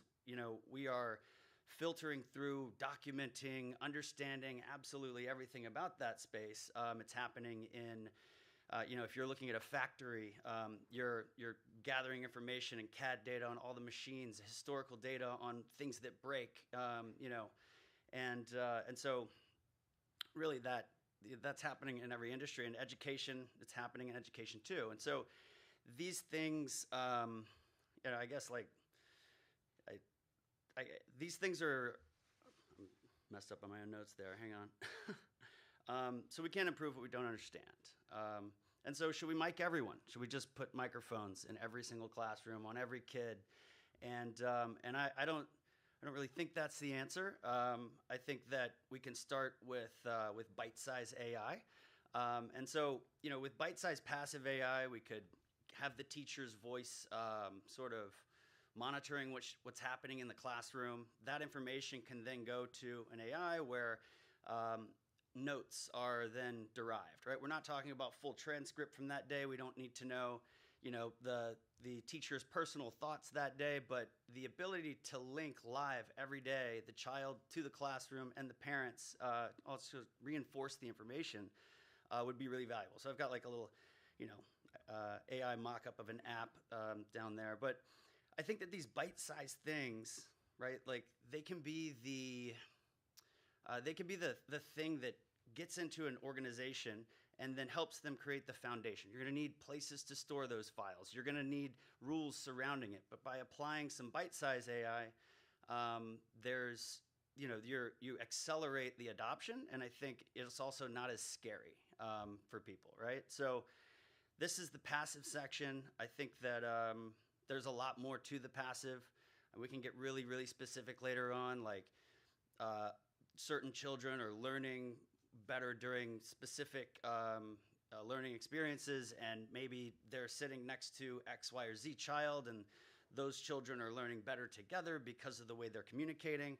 So I think there's some really interesting stuff that can, we can really catalyze some people toward their full potential. So, but yeah, so passive AI builds the sort of the active AI playbook, right? Like after we've learned everything that we can about the current state of the education industry, I'm calling it industry, I shouldn't, the educational world, I guess, so it builds the foundation that we'll need to implement active AI. And so active AI, I think that's, again, talking about, interest in driving learning, right? So we're like doing the basic study stuff and we're learning about them and we're able to very rapidly learn more about what the child would like to focus on, giving them so many pathways and on-ramps to really interesting things to keep them excited. If there would have been anything to do with more science and computers or tech here in Louisiana when I was growing up, I think I would have accelerated, but it didn't exist here. And so when we can distribute these types of accelerated or pathway learning experiences, I think that we can bring that to a much wider group of people. So, yeah, so obviously there's like, personal guidance. There's, I think there's a youth sort of component to this, right? And I think that, our youngest students, right? Because there's the oldest students, which I think we can start experimenting right now with applying AI. They can play with what exists there. They won't see all of the benefits that the younger children will due to the lack of trial that's occurring. But I think for the youngest students, it's like, what should the medium be? Should it be a screen? Should it be a tablet? Should it be audio? Should it be supplementary? There's like so many questions surrounding it.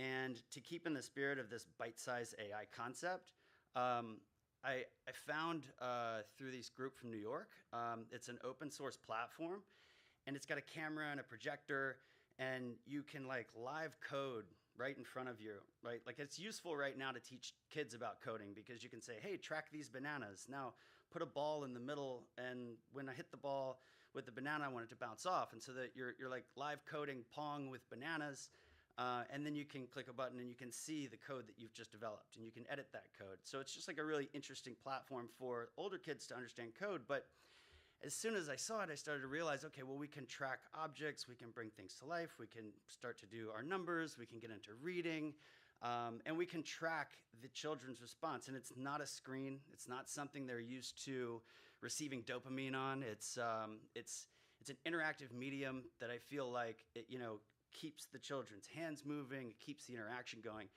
And if they're having to count things or they're having to do lesson plans, then those experiences can be, maybe there's a kid who likes boats or someone's liking princesses right now. We've got like a lot of different ways that we can edit that information early on. And this is just the very beginning of this stuff. And so I just really wanted to like identify this for the community. I feel like there's a product here, but I don't know how excited I am to get right back into making a hardware product like a projector and camera system. I think it's just an open source environment where we select the cameras that can, that we would just suggest. And so I kind of want to maybe I would show you guys this video, and you can kind of understand what the platform does. And if anyone wants access to the system, like it's, I can just ask me, and because I think right now it's open source. They want it to be open source, but it's like you kind of have to engage with their community to like be a part of it or something. So I can figure out the on-ramp there. But if you guys don't mind, I don't know if anyone's seen this yet, but I'd love to share it with you guys. I think when I saw it, I was like, this is an educational tool, and that's what it should be used for. So. The tech industry has spent decades trying to get us to strap computers to our faces. But what are we doing? Can you track the index fingers of my hands? At Spatial Pixel, we're building a new kind of spatial computer. One for your space, not for your face. Great, but can you make these white and draw a line between the 2 points on my index fingers? It's a spatial computer meant for creativity that anyone can use. And it starts with our bodies, not buttons. Great. Can you now make a noise like an oscillator based on the length of the line? It's controllable with plain language, and it's one that keeps up with our wild ideas.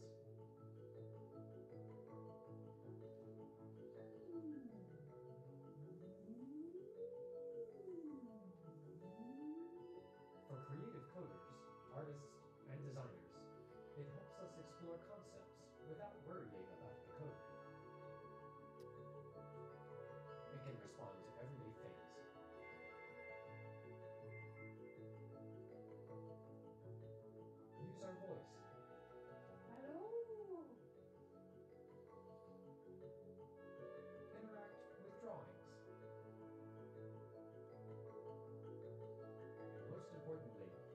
interact with each other, not a screen. But just how many ways that we interact with the world could it really use? What is it?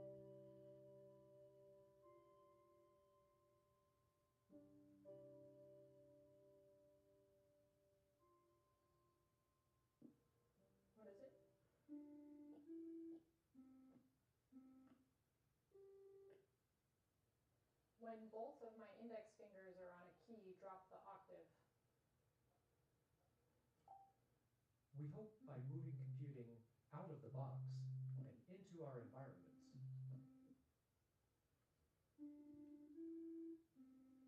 that we can see less of a virtual world and be more present with those around us in the real one. Cool. Yeah. So, questions, ideas.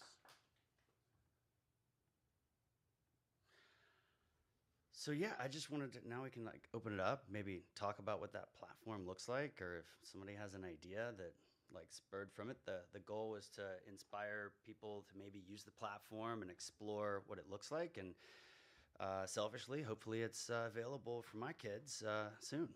So.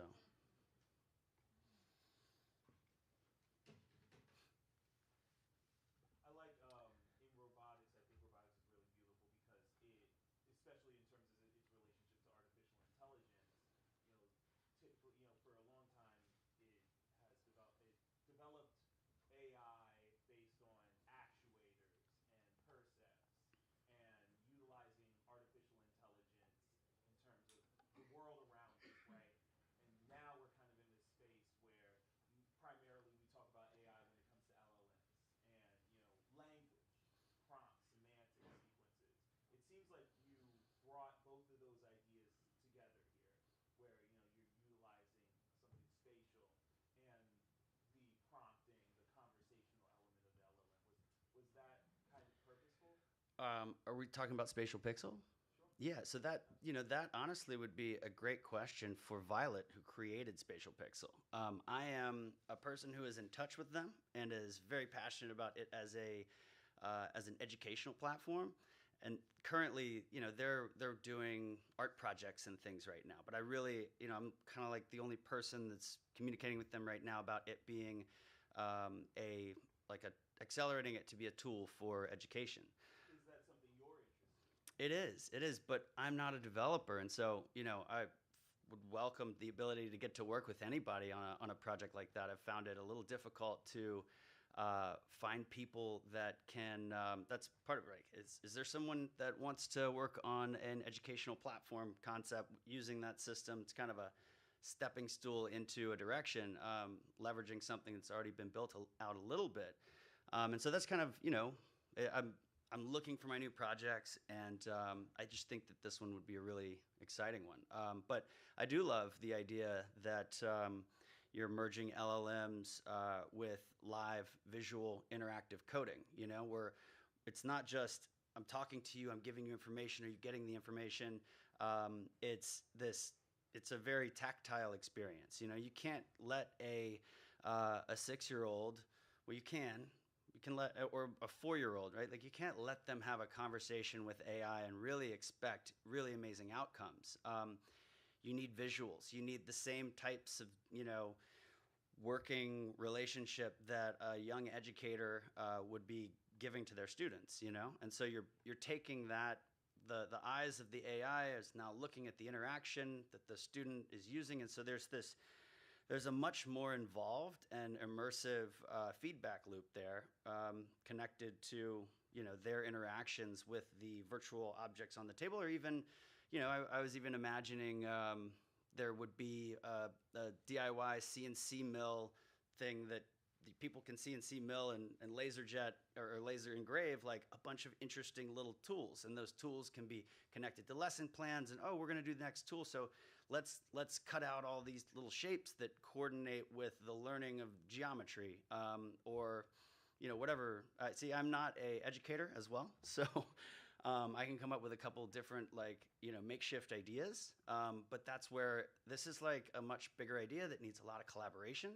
And I would think, I've got a friend in San Francisco right now, and he's working on, 2 or 3 little lesson planning kind of experience ideas, because this platform currently is, just start coding. It's a blank slate every time. But if you could be coming back to, if there were lesson plans, objectives, things you want them to learn, and those were pre-programmed, you're using the interface like that. Yeah. So what exactly are we trying to teach our students with this? Pretty much the same things that are being taught when at schools where people have the time to take with students, right? They'll take them over to the little math table, and they'll sit down. It'll be about 8 students, and the 8 students get to all try and experience something. Now, maybe one of them's not getting it. Well, the teacher can't sit there with all 8 students and really just drive home the one student and get that done, right? Like, and make sure that they understand it or say it in the way that interests them, right? Like, we're not using boats today, we're using something else. They're not engaged. And so the benefit of having more one-on-one time is what's important. And that's still the same benefit that adults would have, or older high school kids would have with AI currently, is that one-on-one learning experience where an older kid can listen to a speech level large language model and explore some interesting ideas, or physics or something, right? But a young student, like, they need that one-on-one time, and they have to go and learn this, whatever the subject matter might be. And it's normally you've got like a little, I guess, let's just say if it's the alphabet, you've got like, you're handing around the letter A worksheet, and everybody's working on that together and just checking in on each person. But, the one-on-one, to be able to watch what they're doing and have that feedback and have it be that very specific thing, you could set them up for a little while to go have that experience, And so it's kind of like a supplementary thing to keep the kids that may be falling behind up to speed, and then let the ones who are accelerating maybe go work with the system for a little while. But that's in a school administration, testing and exploration thing that has to happen. The people who actually go through these experiences as teachers have to kind of really get their hands on stuff like this early. There needs to be pilot groups that are experimenting with it and seeing if it helps them accomplish the curriculum faster. So with something like that, if you're talking about a classroom environment, are you literally speaking about a camera for each child, and like the tech setup that it would take to accomplish something like that? right. So the nano projectors these days, you can get one for $30, right? So, obviously you have to have a dark enough area. There are some physical concerns and things connected to it. I think in addition to that, though, the possibility that a student could have this at their home and go through some of the things that are connected to the classroom, where the teacher's live updates are telling them through the app that they should experience a few things at home. And it's probably more fun that way than a parent forcing their kid to do a worksheet at the house, which, I don't think that that's a great way to spend our time. Kind of wondering more so, is it more so a reinforcement tool or an initial, education tool? I think if some, like, the system should be able to grab that a person is excelling at something and then keep going, right? And get to a certain point, but maybe not too far that they're going to be abstracted in their mind about where everyone is in the class, But the people that are excelling and moving in different areas maybe start to get paired together to work on new things. And there's just this constant optimization of the learning experience. I just came up with that. I don't know. That's I think it's good. I can almost see this as something that could be in public libraries. Like when my older kids were younger, I would bring them to the public library, and they had like one of those giant iPads. Yeah. You could like move the letters around on it. Absolutely. So like a public library, I think could be a good thing. Certainly. I've always thought that's education should be in the public libraries, the new phase of the libraries. I think that's a great place for them. The school library is something that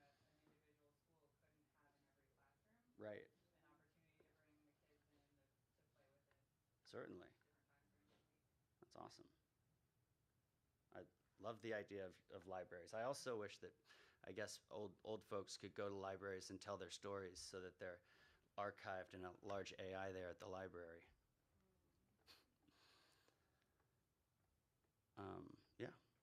Thank you, guys. It was exciting to share some ideas with y'all and hear some feedback. So, all right.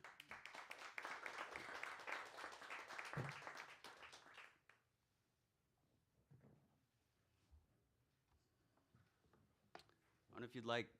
I can give you my email if you want to email for early access to the beta of that platform.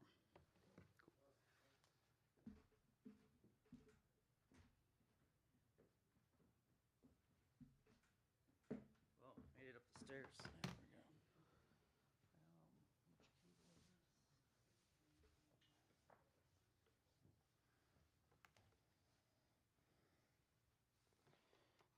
go. Long day, everybody? Almost over, huh?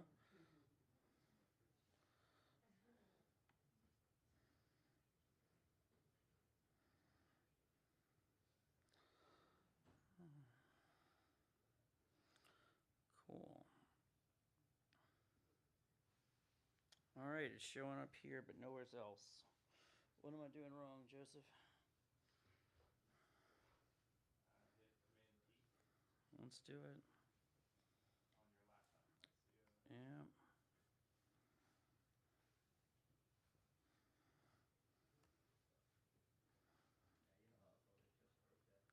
Yeah.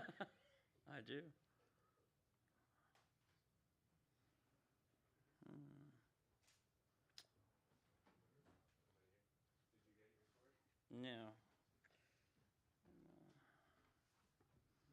Oh, something has happened. I've never seen it come up with static before. That's pretty great. Is it the wire? That'll make me feel better about myself. Somebody was complaining about trips if you hit. Try it. Yeah. Oh, I tried that button. Let's see if he's outside.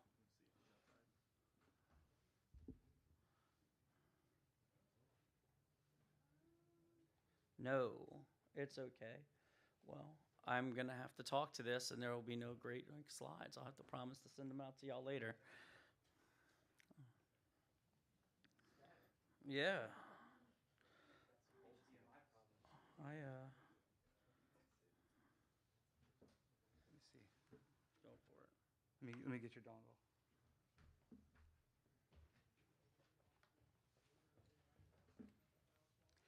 Man. Need some AI hardware in here, huh? Oh, there we go. All right, nobody breathe. There we go. All right. All right, thank y'all. Hey, so just a little bit about me, y'all. I've been doing this for quite a while. For the last 10 years, I've been helping organizations build their software development teams to be able to build software. So like currently right now, I'm working for the Office of Personnel Management, helping them adapt new software to adjust how 30,000 HR administrators do their job day to day. We've built massive amounts of cloud software, but also the change and adoption of that software to get them work a little bit better, right? Some of y'all know that as Doge. So one thing, been here my entire life. I've worked for Capital One. I've gone to a bunch of other large places. Also personally responsible for about 50 or so people entering the tech tech industry. I really love workforce development. I really love upskilling our people. That's really, if I could spend all my time there, that's where I would. And when you hear things about AI that says, hey, yo, in 6 months, all the development jobs are going to be gone. It kind of freaks me out. So this morning I was in Baton Rouge. I was talking to a C-level exec here and right here in Louisiana and a senator. And one of them said, well, we've been teaching our kids computer science for the last 10 years, and now it's not even necessary anymore. The AI does it all.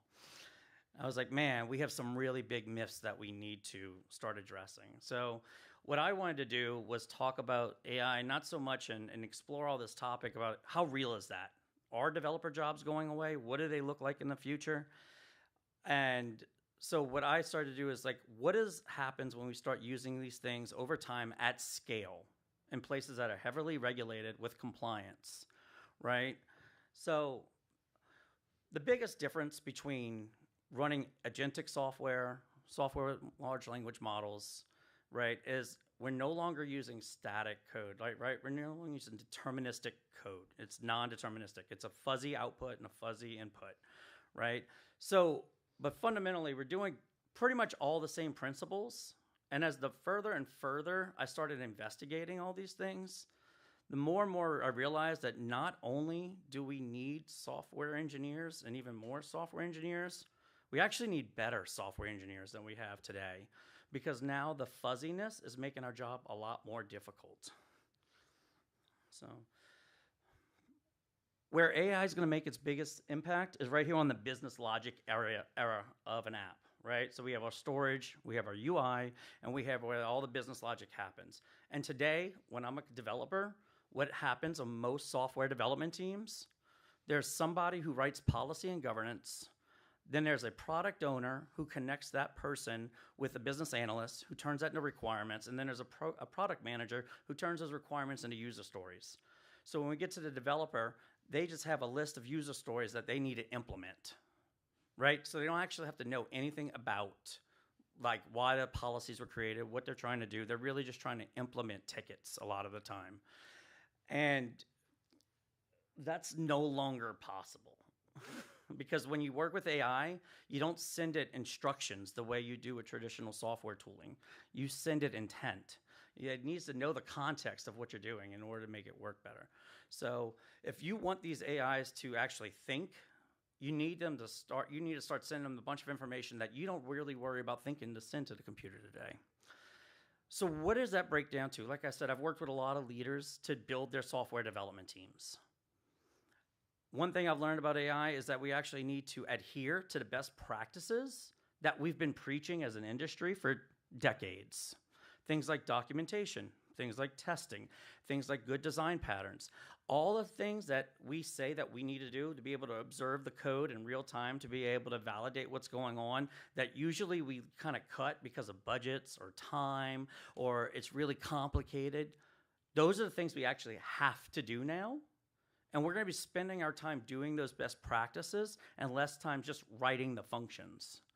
So and here, you don't actually get less developers. You're going to have more people who understand computer science, who understand machine learning, who understand all these things, that are going to be spending their time on those best practices and not so much on the writing the code. But you're still going to be spending 10 or 20% writing code. Like, that doesn't disappear completely. It's a myth right now that I think our industry needs to stop propagating out to C-level execs who want to invest in their products. So what I'm finding out now, though, is the teams without the discipline, the ones that kind of forgo all those best practices just to ship it out as quickly as possible, they're the ones who are actually going to fail the hardest because of the way these things work. So, and it's really, really deceptive, right? Because these AI lets it lowers the floor. More people can enter fast, and then get the first 15 minutes feels really productive, and it feels like you can get it knocked out. But when it comes to operationalizing these things, and because of regulatory, compliance, security, making sure that customers get valid information and not sort of information.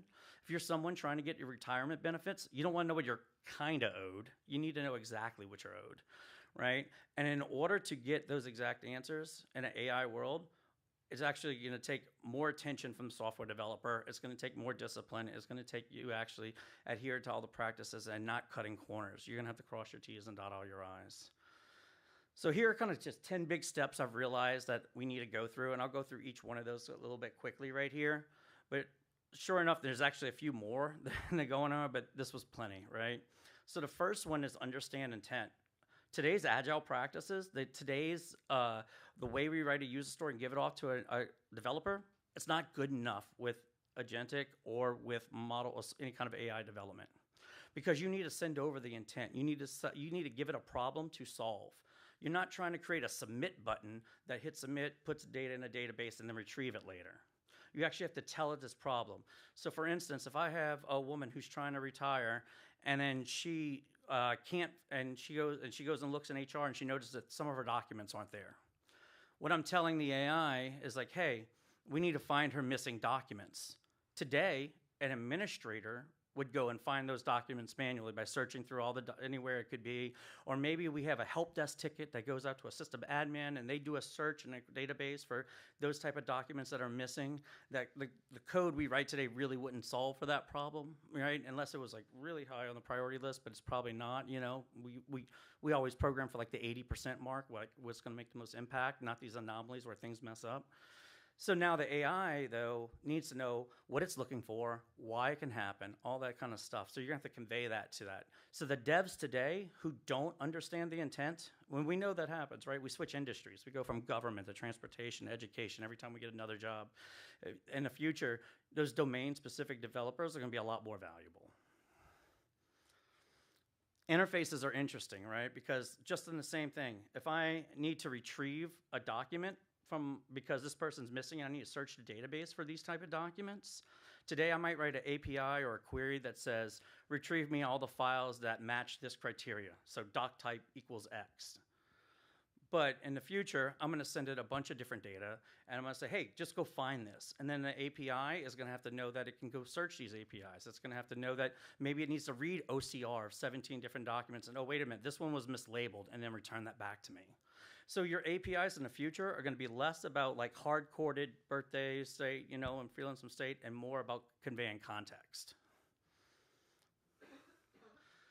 One thing I've learned about what these things is when we're going to separate the thinking from the control, there's some things you want to let the AI reason, and you want to control what you have to control, especially in these regulated environments, right? So for an instance, now the AI is looking for these documents. Maybe I do want to do OCR on all the documents that belong to this one, see if it finds out which ones are wrong, but then come back with a flag to say, hey, here are the documents that are actually mislabeled, and here's where they are. Now you can give it to them. And then outside of that, I write some tool in traditional software that says change the document types to here and then put them in the right folder. That way, and the AI can run that actual, you know, traditional software to be able to fix the issue versus the AI fixing it itself, because it'll get it kind of right sometimes, unless it's Stevens that doesn't hallucinate. So, all of my testing, right, is when all these things talk to each other. Like, I wouldn't really design a system right now where an AI talks directly to an AI, because I want to test all the inputs and outputs of each one, because you're going to be testing the thresholds of what it returns.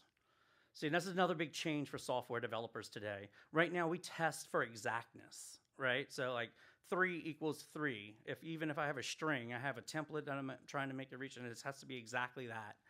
But now in the future, not the future, we're testing for thresholds of information, because everybody knows, right? These things are confidently going to come back with an answer, whether it's right or wrong. So all your testing is going to sit in between these agentic layers, in between these models. Also, if you daisy chain a couple of ones of these together, the last one that the user gets the prompt from, it'll come back with an answer, right? And you need to be able to observe those later. So all that testing is going to, you know, give you insight to what's going on. So one thing that's really interesting, not so much, it is also in testing, but being able to get the same answer back every time is really important, right? It's not so much important in consumer technology, not in social media, not so much in like a ChatGPT where I ping it for random things. But when I'm asking it for something specific to my payroll or to my finances, right, I need to get the exact same answer every time, right? If there's a security vulnerability in my system, I'm using agentic AI, and sometimes it comes back, well, that's really a value of a 6 security ping or a value of a 9. Those are two different things, right? It has to come back with the same answer. So a lot of our testing, when you're writing code, we're going to have like cached responses of what upped back again. Oh, yep, it was there. So this one always cracks me up. Because in decades I've been asking people to document. People have asked me to document.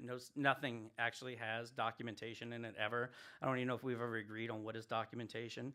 But every API, every AI project I've looked at on GitHub, the ones I've run, massive amounts of documentation. For the first time, we're incentivized to document our code, not just what it does, but what the intent is, who the roles are who use it, why our customers want to use it, what's the incentive of it being up, how it's going to evolve in the future.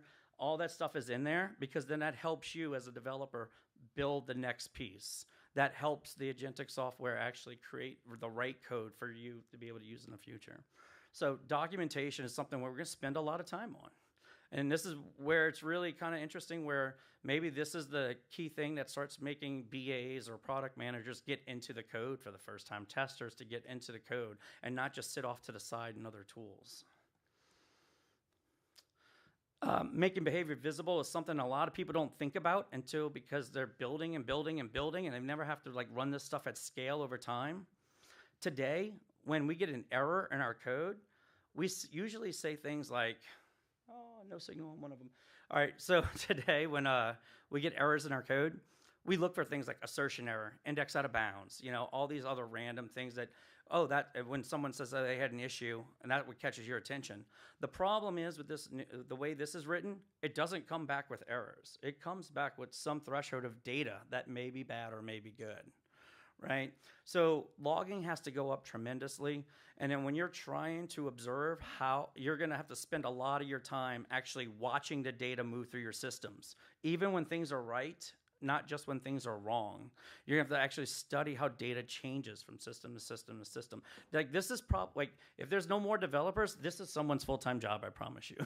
And it's going to have to be somebody who understands like engineering architecture, like that was there at this point. This is where it's going to be in the future. Here's how we need to change the system prompt to fix this, things of that nature.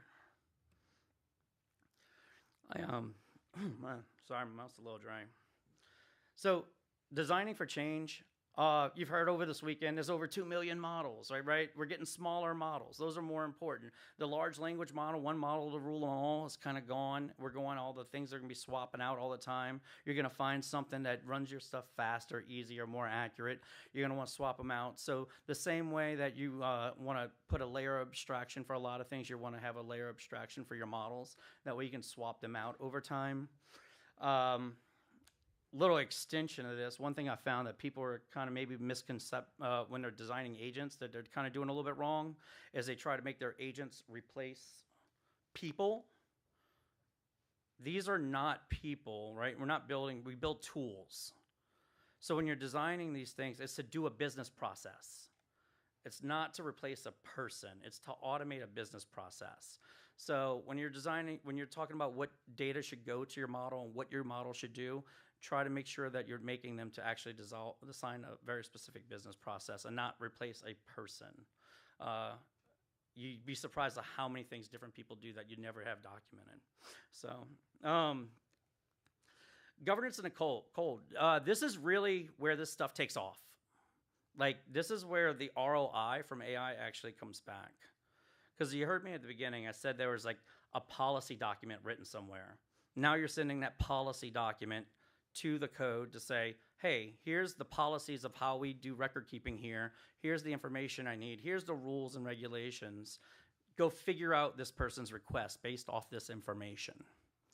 That's today is done by administrators. That today is done by a lot of people. They figure out a lot of the things that we don't code for because there's never time or capacity or it's extremely difficult a lot of the time. And this is where you're going to start seeing the automation. This is where you're going to see apps and web sites do different things than they do today.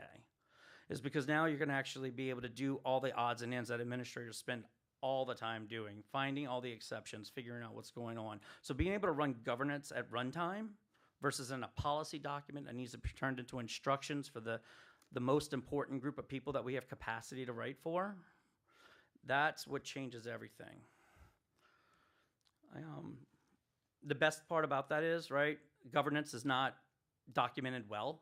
It's always outdated. It's always written very vague. So now the AI has a lot of ways to interpret.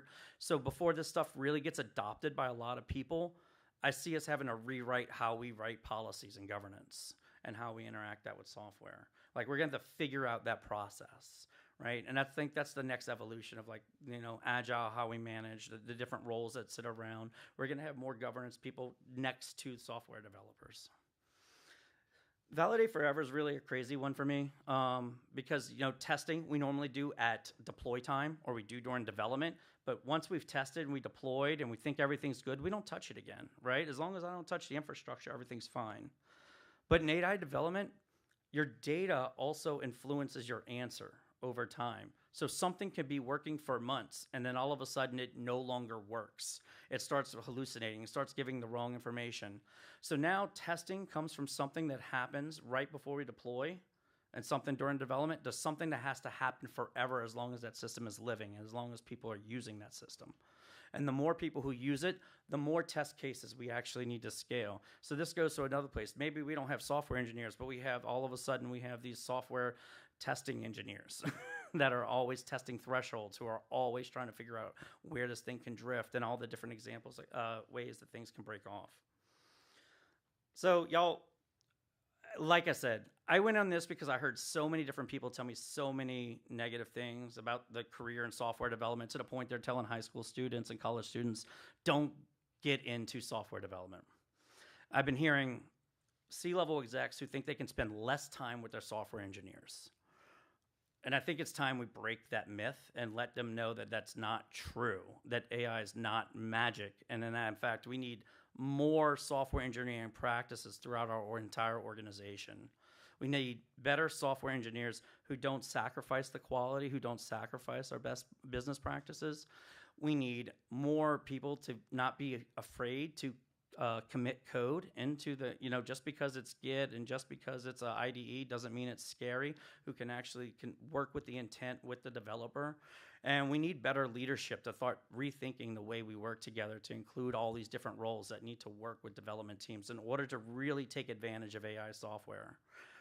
And that workforce development, that cultural shift, that organizational change, I actually think is going to be a bigger hindrance to AI adoption than any data center. So I think as soon as you start implementing this stuff at scale and legacy places like energy and transportation, education, people who don't want to change, who really enjoy the developers were way over there or in India or in a basement or, and then we get to hang out over here while those guys get to geek out by themselves. To take care of this, those days are over. Otherwise, we're going to stay where we're at and we're going to stagnate.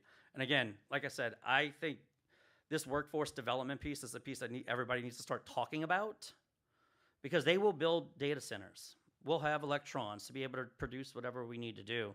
But if culturally we don't want to do these things and we don't know, we don't know how to do these things, which most leaders in most industries don't know how to lead people to do this right now, it's going to slow the adoption more than anything else. So that's it.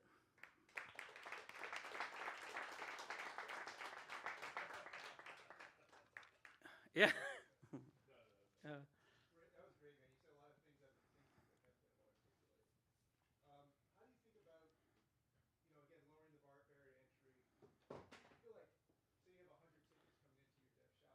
Mm-hmm. Now like 50 of them not going to be tickets. They're going to be like somebody just built an app, like to do the thing they wanted, and now the engineering team has to make it real, right? So how do you think about either on the education side or the operations side? How do you deal with a world where you're getting like streams of apps that people have created with AI?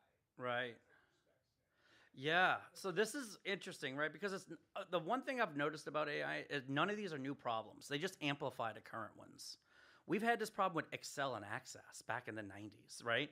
People wrote all this Access app, and now we use it, and it's amazing. Now we need a developer to come make it real. Or some consultant wrote something in 3 weeks. Why can't y'all turn this into something production in 6 months, right?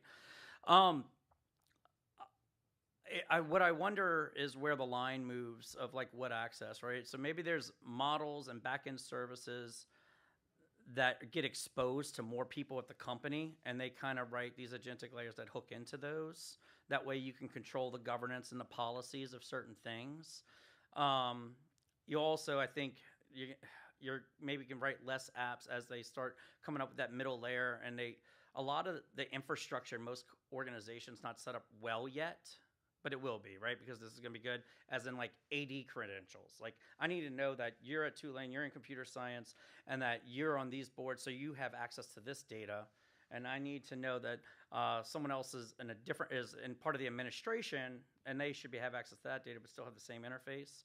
So, what's going to stop us the most is just a decentralized notion of every app, and we got to have more strategic leadership who can create these big services that all those things can hook into and give back the right credentials and stuff like that.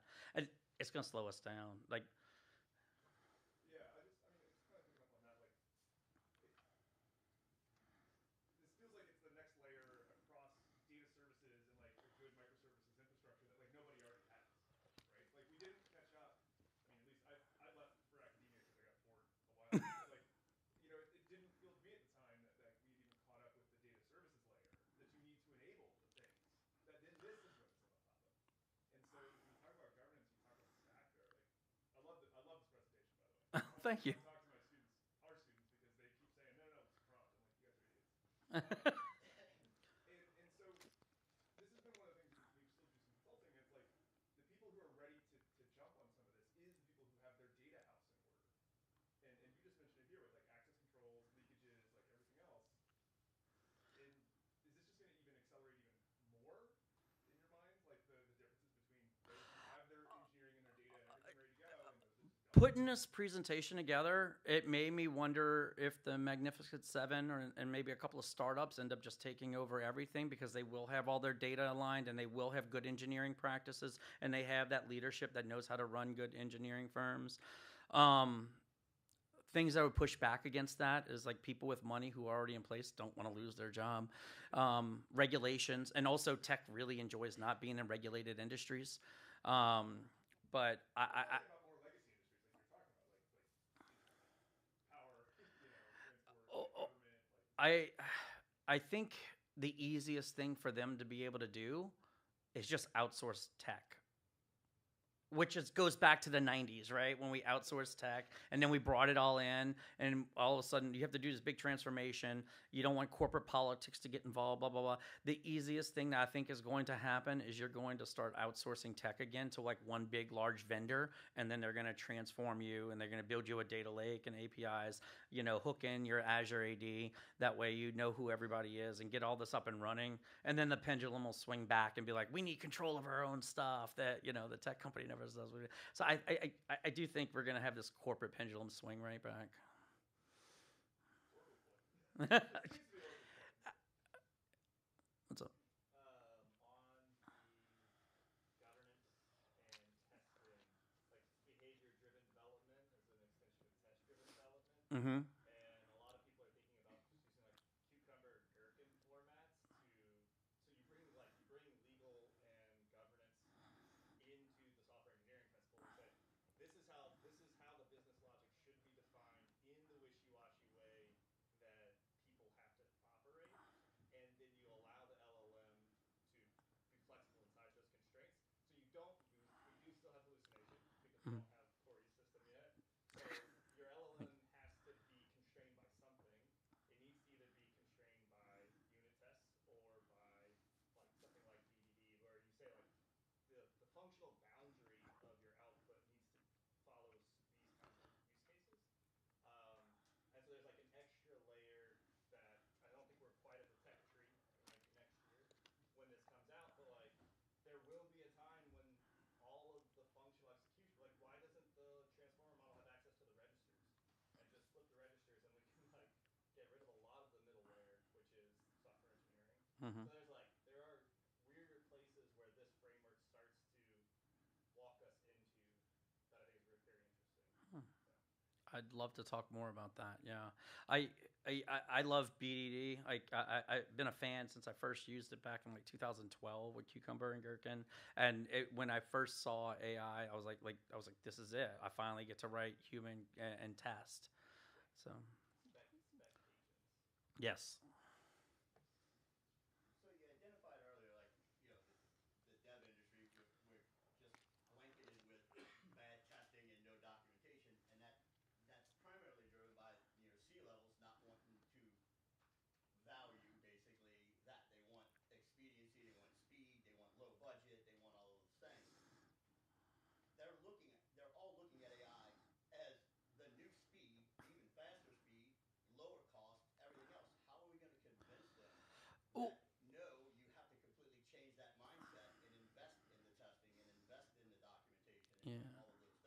Yeah. So first is devs need to get better at speaking up for themselves.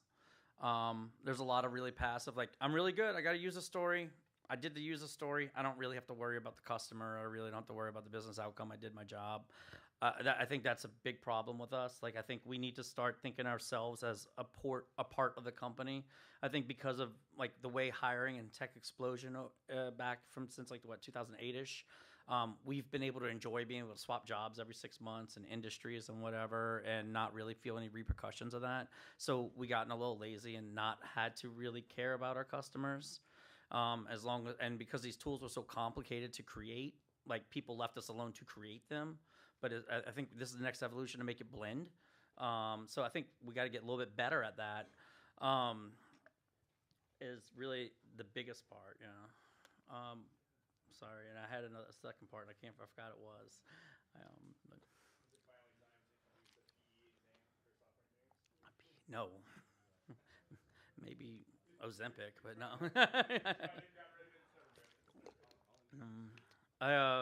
Yeah, no, it's going to be interesting. We're gonna have to get better at it. And then the second part is more strategic leadership that talk in terms of risk. So instead of saying we can't do that, got to really tell the C-level what risk they're introducing. Anything else? I see you got people in the back. I think it's time. Yes, it is. All right. All right, cool. Thank y'all. Hey, buddy. All right, all right. Just gonna do a quick sound check because we have two more people on the stage. So, Phil, let's. This microphone, 1, 2, 3, 1, 2, 3, 1, 2, 3. Can you hear me, Phil? Hello, hello, hello. Phil, Phil, Phil. All right, good. There's one. And then let's get one more mic.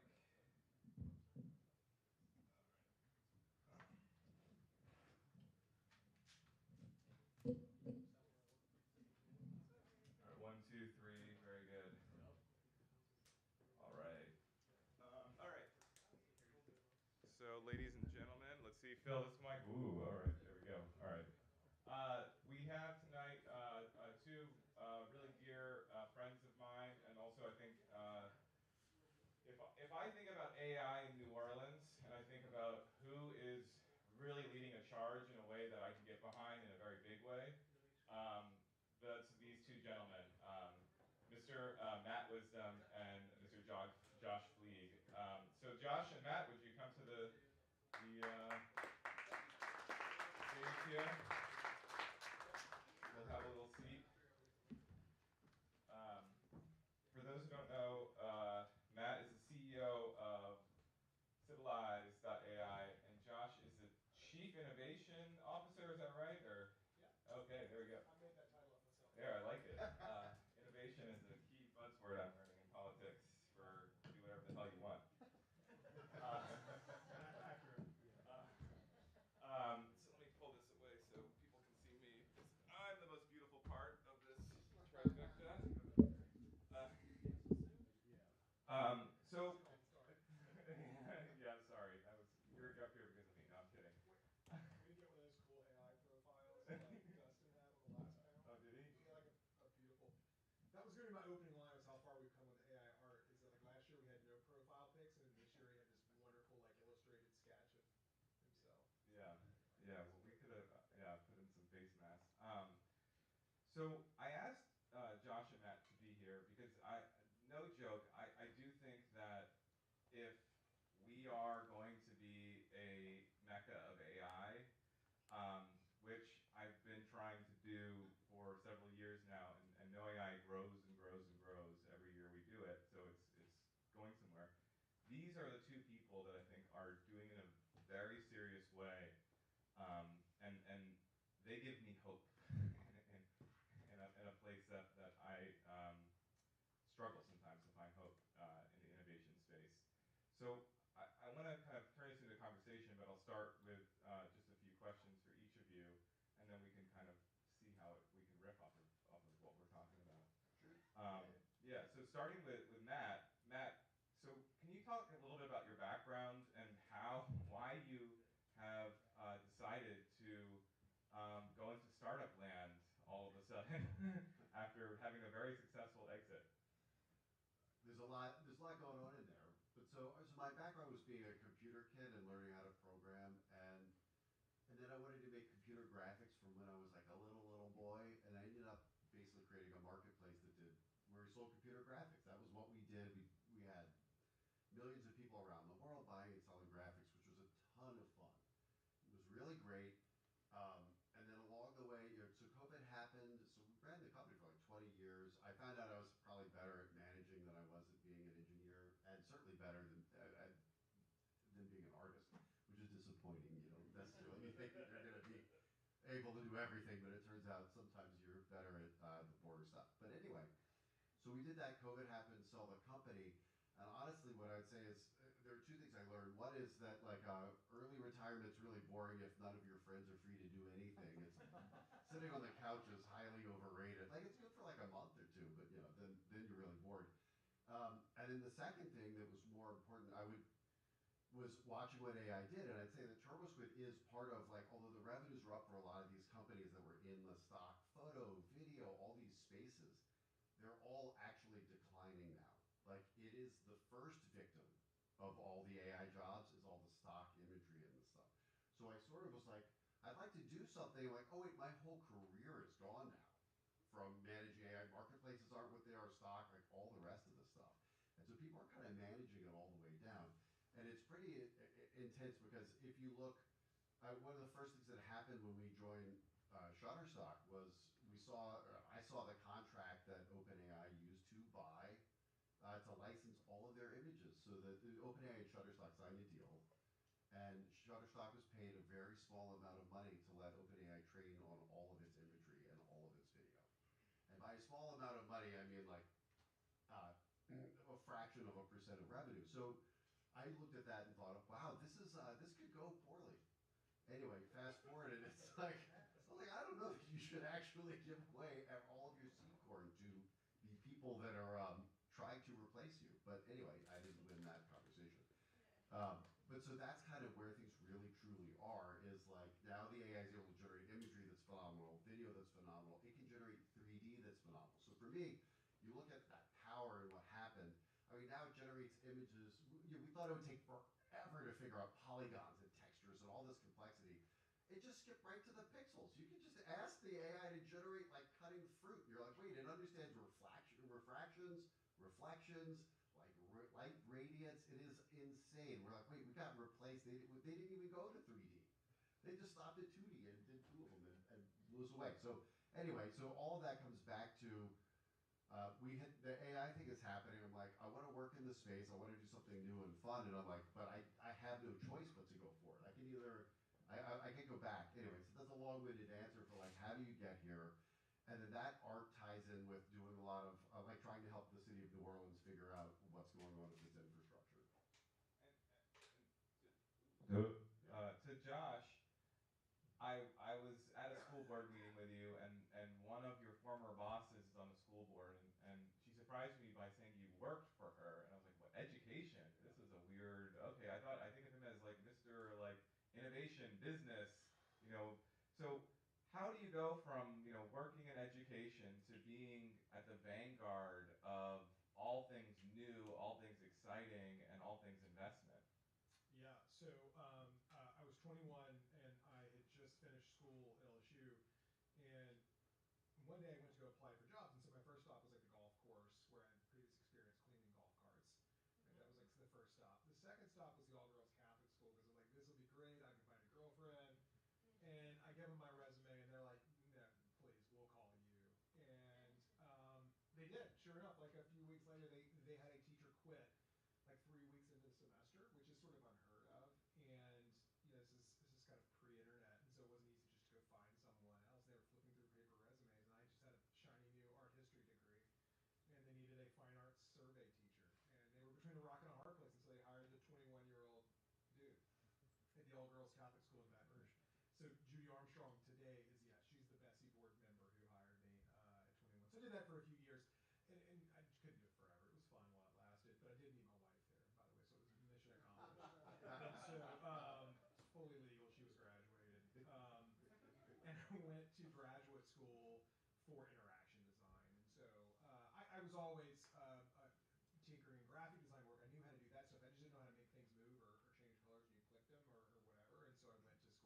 today would be like UI, UX, and design. And so now you've taken on basically a portfolio to make this day cool in the dorkiest way possible.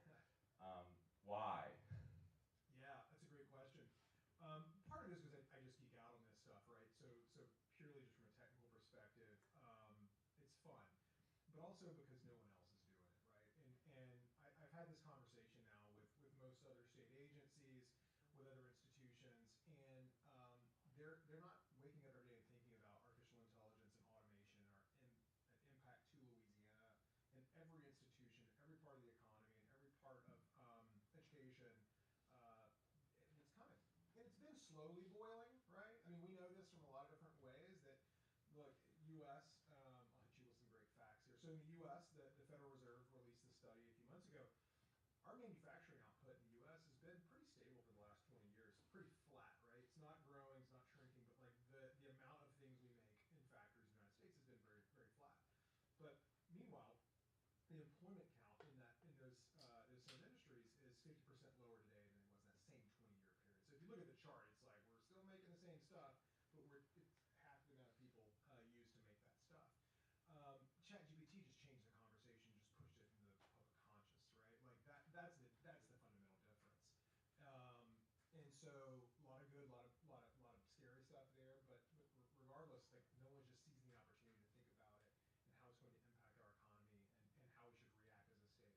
Yeah, I find that, I mean, since it's a fireside chat, I can talk. I find that quite a bit, but it's also amazing when you start giving the statistics like you're giving. One of the ones that I was using today that turned the light bulb from maybe we won't pass this resolution to definitely was 95% of GDP growth last quarter was because of AI. It was tied to data centers mostly, and like this stuff, our economy depends on it. And so the one thing that came up today, and I think is related to your portfolio, was if we don't start to see drone boats coming down the Mississippi, we're in trouble as a nation. We are. I'm glad you bring drone boats up, right? So if you look at our two, I think the neatest AI projects in Louisiana, not the only two, the biggest two. Obviously, the data center, the big hyperscaler from Meta is the largest in terms of just capital expenditures. But it's the Saronic project in Franklin, Louisiana, where they're building autonomous ships for the Navy, is actually the neatest project right now. Fully autonomous vessels, 450-foot vessels. They just laid the first keel, I don't know, June this year or something like that. It was hot. It's real hot outside. So that's it. And like they're under production right now. And it also marks the first time Andreessen Horowitz and General Catalyst and some of the big boys in Silicon Valley have ever invested a significant amount of money in Louisiana, ever, is in that Saronic project in Franklin. So. And one other thing that struck me about both of your backgrounds is art is actually a big component to it, and I think it also is something that brings people together, and also some of the most brilliant engineers I know have a deep relationship to art. And I'm curious, Matt, with your kind of world, I know you're a great guitarist as well. Like that's not true. I mean, I tried, but I know for a fact. I'm curious though, like, are you unlocking some kind of new creative impulse with AI that you maybe have found before? But I'm kind of curious if you could just talk a little about like where does creativity come into it? How does that play with your interest in art? Well, it's a fascinating question, and I live with a lot of artists too, and so my fiance and her children, I love it all. They're terrified of it. I mean, absolutely terrified of any of the AI art, and it is like, but is it a tool or is it a replacement? Is it for creating more new funny stuff, or is it for like putting people out of work? It's very interesting. So like the creative part of it's really fun that you can take a throwaway idea and make a video or make an image and do that. I find it a lot. I'm just looking for an image. I actually like, I mean, I used to make images all day long every day, and then one day it had been years, and I blurred something in Photoshop, and I felt creative satisfaction. And I knew I'd gone so far from my core. But it's great to make an image and do that. I won't shop for stock photography anymore. I just don't want to spend the time typing keywords. I'm like, I want an image, and I want it to look this way, I want to say this stuff. But I don't know if it's satisfying a creative urge yet. It's very interesting. it's very interesting to see what Are that you looks both like. looking for that? I mean, as repressed artists or art appreciators? Yeah, I don't know. I haven't found that, like, it hasn't really scratched that itch. What I'd say is there's a very interesting piece on the other side of it, which is when you're working with the models directly and communicating, not like ChatGPT, but like GPT at the API level. When you're writing that stuff, it's interesting to see who likes and can tolerate writing the instructions, the prompts that get chained together and create all the output. And so, for example, we have people coming from a variety of different backgrounds, but one of the ones I'm most interested in, I hope he's not here right now, but somebody he has a PhD in German, he's American, but we're looking like, is the key skill set that's needed is semantic clarity in your thought, right? That may actually be the most important thing, which is insane, which it makes me wonder if there's a future for English majors in this country. It may be, so we have simultaneously people saying don't learn CS anymore, vibe coded or it's all going away, and meanwhile maybe the natural language in English is where people are all of a sudden going to end up being the technologists that can actually communicate to the models. I mean, the span of what could happen has never been bigger, and so we're looking and we're trying to hire, but part of it, we hired a teacher, somebody, a math teacher. You know, if we go forward with this hire, it'll be somebody else who's also a teacher who's in languages. So it'll be it's unclear what it is that like makes people good at the AI, and we're developing theories, but I don't think anybody knows. And the other thing is it's growing so fast, people don't want to say. Everybody's sort of learning this, and nobody wants to let up their secrets. You know, this is a joke. You all might have heard it or not. It was like I first learned about it a couple of years ago. I'm sure you all did too, but I'll just say it, which was, you know, like a lot of this is trade secrets. Like why something works is actually not that complicated. It's like, oh, if you're making chili, throw a little bit of cinnamon in. And by that, I mean like you're in OpenAI and you figure out something. Somebody called it to me. They're like, well, that's like $1 billion secret. But anybody who quits, so now everybody who works at OpenAI who knows about the cinnamon trick with chili is holding $1 billion secret. And they can just take a job somewhere else and be like, I've got an idea. Add some cinnamon to the chili. Oh, $1 billion transferred from one company to the next, right? And they're not breaking an NDA, they're not breaking anything, it's not a patent, it's not in the public. So it's this crazy thing. So people are not dying to be like, we struggled for 9 months to figure out this thing, and everybody else can have it for free today and compete with us with it. So it's hard to find out what's really, really going on. You get a lot of very thin descriptions.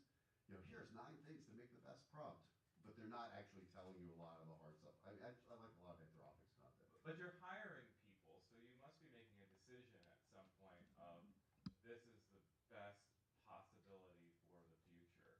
And I'm curious, like, especially also as a smaller AI company, yeah, you can't necessarily go for the people who are already getting paid a lot of money. So like, can you talk to me a little bit about that hiring process of like, how do you decide this is talent I want to invest in? Yeah, it's some amount of, it's like interview, it's reviewing written stuff. There's having people do different prompting as part of the test, but honestly, it's not well enough refined to scale. And this is really this question, which is, okay, well, what should education be? Like, you know, we asked this like, what should we be doing to try and figure out how to do this stuff? And it's unclear that a 4-year university can figure this out. ChatGPT is like what, just hitting 3 years? Like how long does it take to move university curricula? 7 years. 7 years, and that's the optimist? Yeah. It's broken. I mean, I sit in these conversations all day long where people talk about like retooling for AI, and I'm like, what are we talking about? Where do we even start? Also, if we go do a retooling or reskilling for AI program in Monroe, what are they going to do with that? Who's going to? I mean, there's a lot of talk, but there is zero actual plans in place to figure out. Great, you just your skills are no longer relevant. We're going to reskill you for AI. Then what? Yeah. Well, I mean, ideally, the companies that are here would start moving their processes to AI and start investing in the same way people did, in the digital transformation or when they went to the web. But it's all unknown. It's happening so fast. But this is a question that's very hard to tell. I just went to a different conference. It was organized around associations. So there was there's like a lot of associations in the world. One of them, there's like the Australian Rugby Association that has members, and they talk about the fundamentals of rugby and the barbershop quartet associations. There's an actual whole group that has thousands of people, the Exterior Sign Association. I met all these people. But their members are not adopting the stuff really fast. So there's this interesting place where it's like coming out of the valley, what you hear is like, it's a tidal wave and it's moving faster than anything other than, slower than COVID, but faster than anything else. But if you talk to a lot of people, it's not clear that they're ready or doing anything at all further you get out from San Francisco. We live in a state with that employs welders still, employs oil men, that employs ship captains, shipbuilders. How do you sell innovation? Yeah, it's interesting, right? I mean, it's hard. I think if we could just wave a magic wand, you would say, let's just do the things that we know how to do well today, like in a better way, right? Using more modern tools. So if it's kind of like the shipbuilding example we used earlier, great. We make old boats, now let's make new boats that drive themselves. That's real, and I think we're starting to see that. I don't think we're seeing enough of that in the chemical business. So if you start breaking down like the energy business in general in Louisiana, it's really chemicals. It's really what we're doing with refined oil products, which is the biggest business. I don't know that we're seeing that there yet. I think there's a lot of opportunity at the university level to do just better, faster, like research on how to break down chemicals and how to crack things into new chemicals. That's starting to happen a little bit faster. But how it's impacting the workforce, I don't know yet, because there's not a lot of chemical startups, right? You don't see that stuff very often. Well, I guess the thing I'm drilling at, use a metaphor, is like, where can we find hope? Because a lot of people here, and I've had conversations here, are like, this is great, we're having awesome conversations, people are coming to the stage, this is like high level, but we're talking to each other, and we're not necessarily engaging with a larger state. This is like, I'm going to start with something that's going to actually sound lame, but I've actually had this conversation with some folks in this room. So if you look at like the last industrial wave of just digitization in general and internet and web 2.0, Louisiana missed a lot of that wave. It missed it in the sense of we didn't create a lot of companies that made money on that. I mean, Matt's an outlier, right? And so we focus on like what companies were created during that era that drove jobs and wealth. And it's not a lot. But we also, even our existing companies here are still very behind the curve when it comes to just digital transformation work. So what you're seeing in the AI space is the chatter is so peak everywhere all the time, you can't avoid it, that even some of our small and medium businesses that have been here for a very, very long time, they're picking up the phone and they're calling Revelry, right? They're calling Look Far, and they're saying, hey, we're interested in this AI stuff. Well, I'm using you guys as an example because I know you're here in the room, but you go sit down with these folks, and you're like, well, holy hell, you don't even have QuickBooks Online yet, right? Let's start there. And so AI is kind of becoming this pull-through for digital transformation for a lot of small, medium businesses in Louisiana that didn't do what they should have done like 15 years ago, right? Like, let's start with getting to the cloud first, right? And then we can start, automating stuff. So I think that's actually a wholly good thing. Now, does it just mean that like we'll be kind of behind the curve a little bit for like actual AI adoption? Maybe, but like I'll also call bullshit that like 48 other states are like fully ready to roll and adopting AI into their enterprises. I think we've got some time. I think this is happening in a lot of places. I'm seeing a few people in the room who are also like business founders, and they're mostly technical founders. And I think you both have amazing wisdom, especially this guy, to offer that type of person. And I'm kind of curious, like as Matt as a startup, or as Josh as someone who pushes innovation, like if you are a technical person, and there has been so many great AI ideas that have come up, and I can see businesses around them, but you're not necessarily a business person. How do you start thinking about money?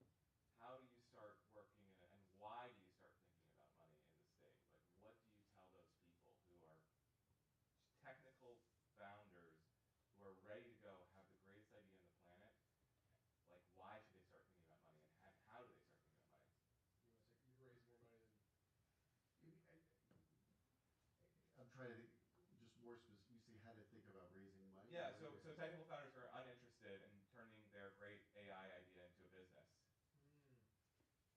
it's hard to start a business. It's like my joke of all this stuff was like to get an exit for TurboSquid, we had to make like 1,000 decisions right, and then we had to roll double sixes at the end.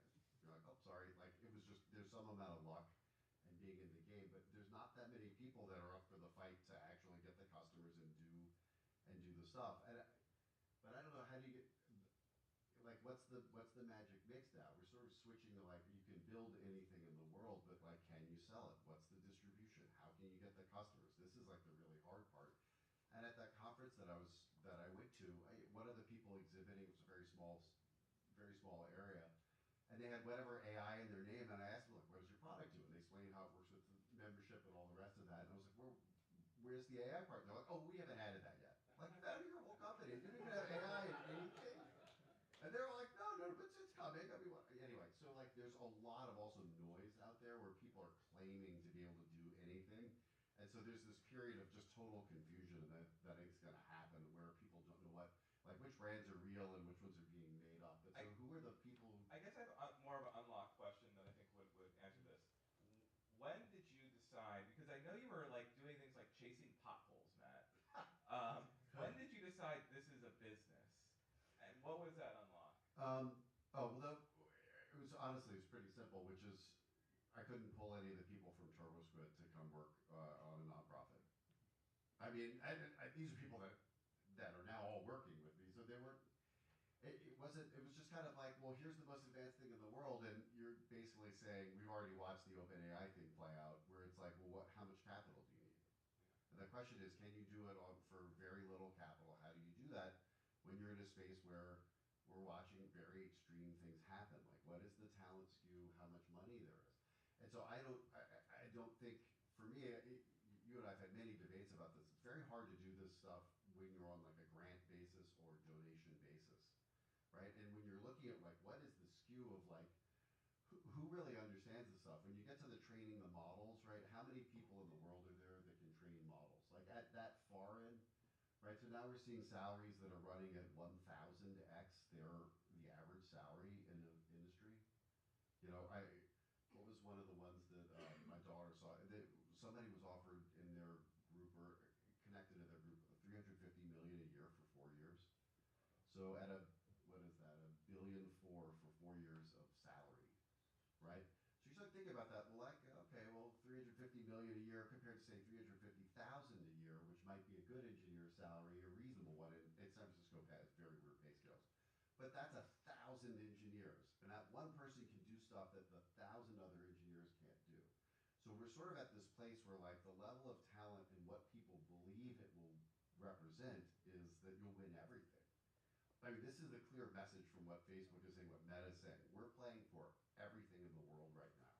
And so this is that question where I'm looking at this like, well, can you hire people from San Francisco to come here? Not the people that think that they're going to be 100x, 10xer or 100xer or 1,000xer. They're not going to come here.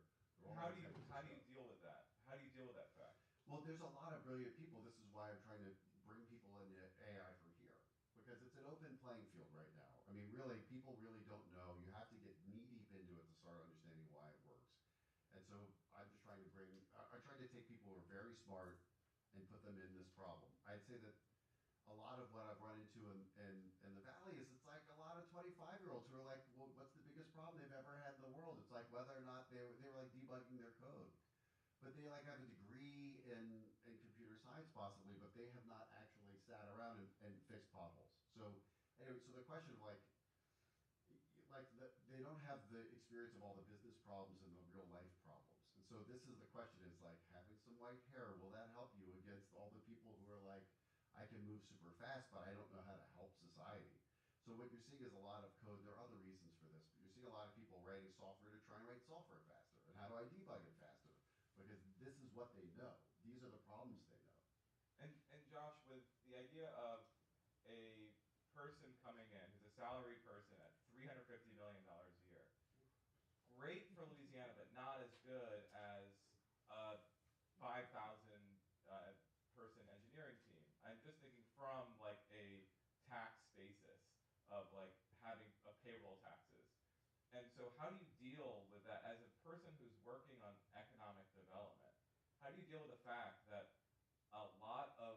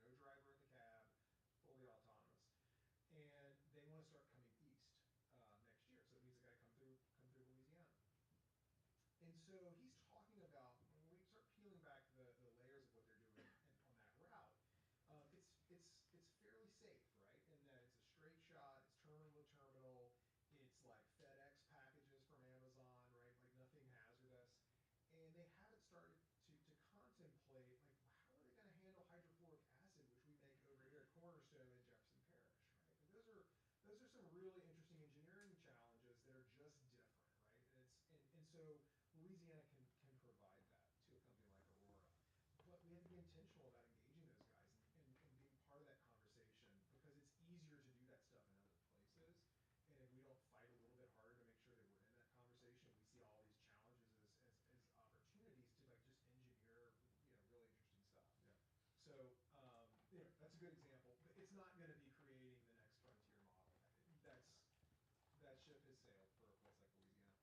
I mean, I really wonder about the urgency of upping the urgency here. And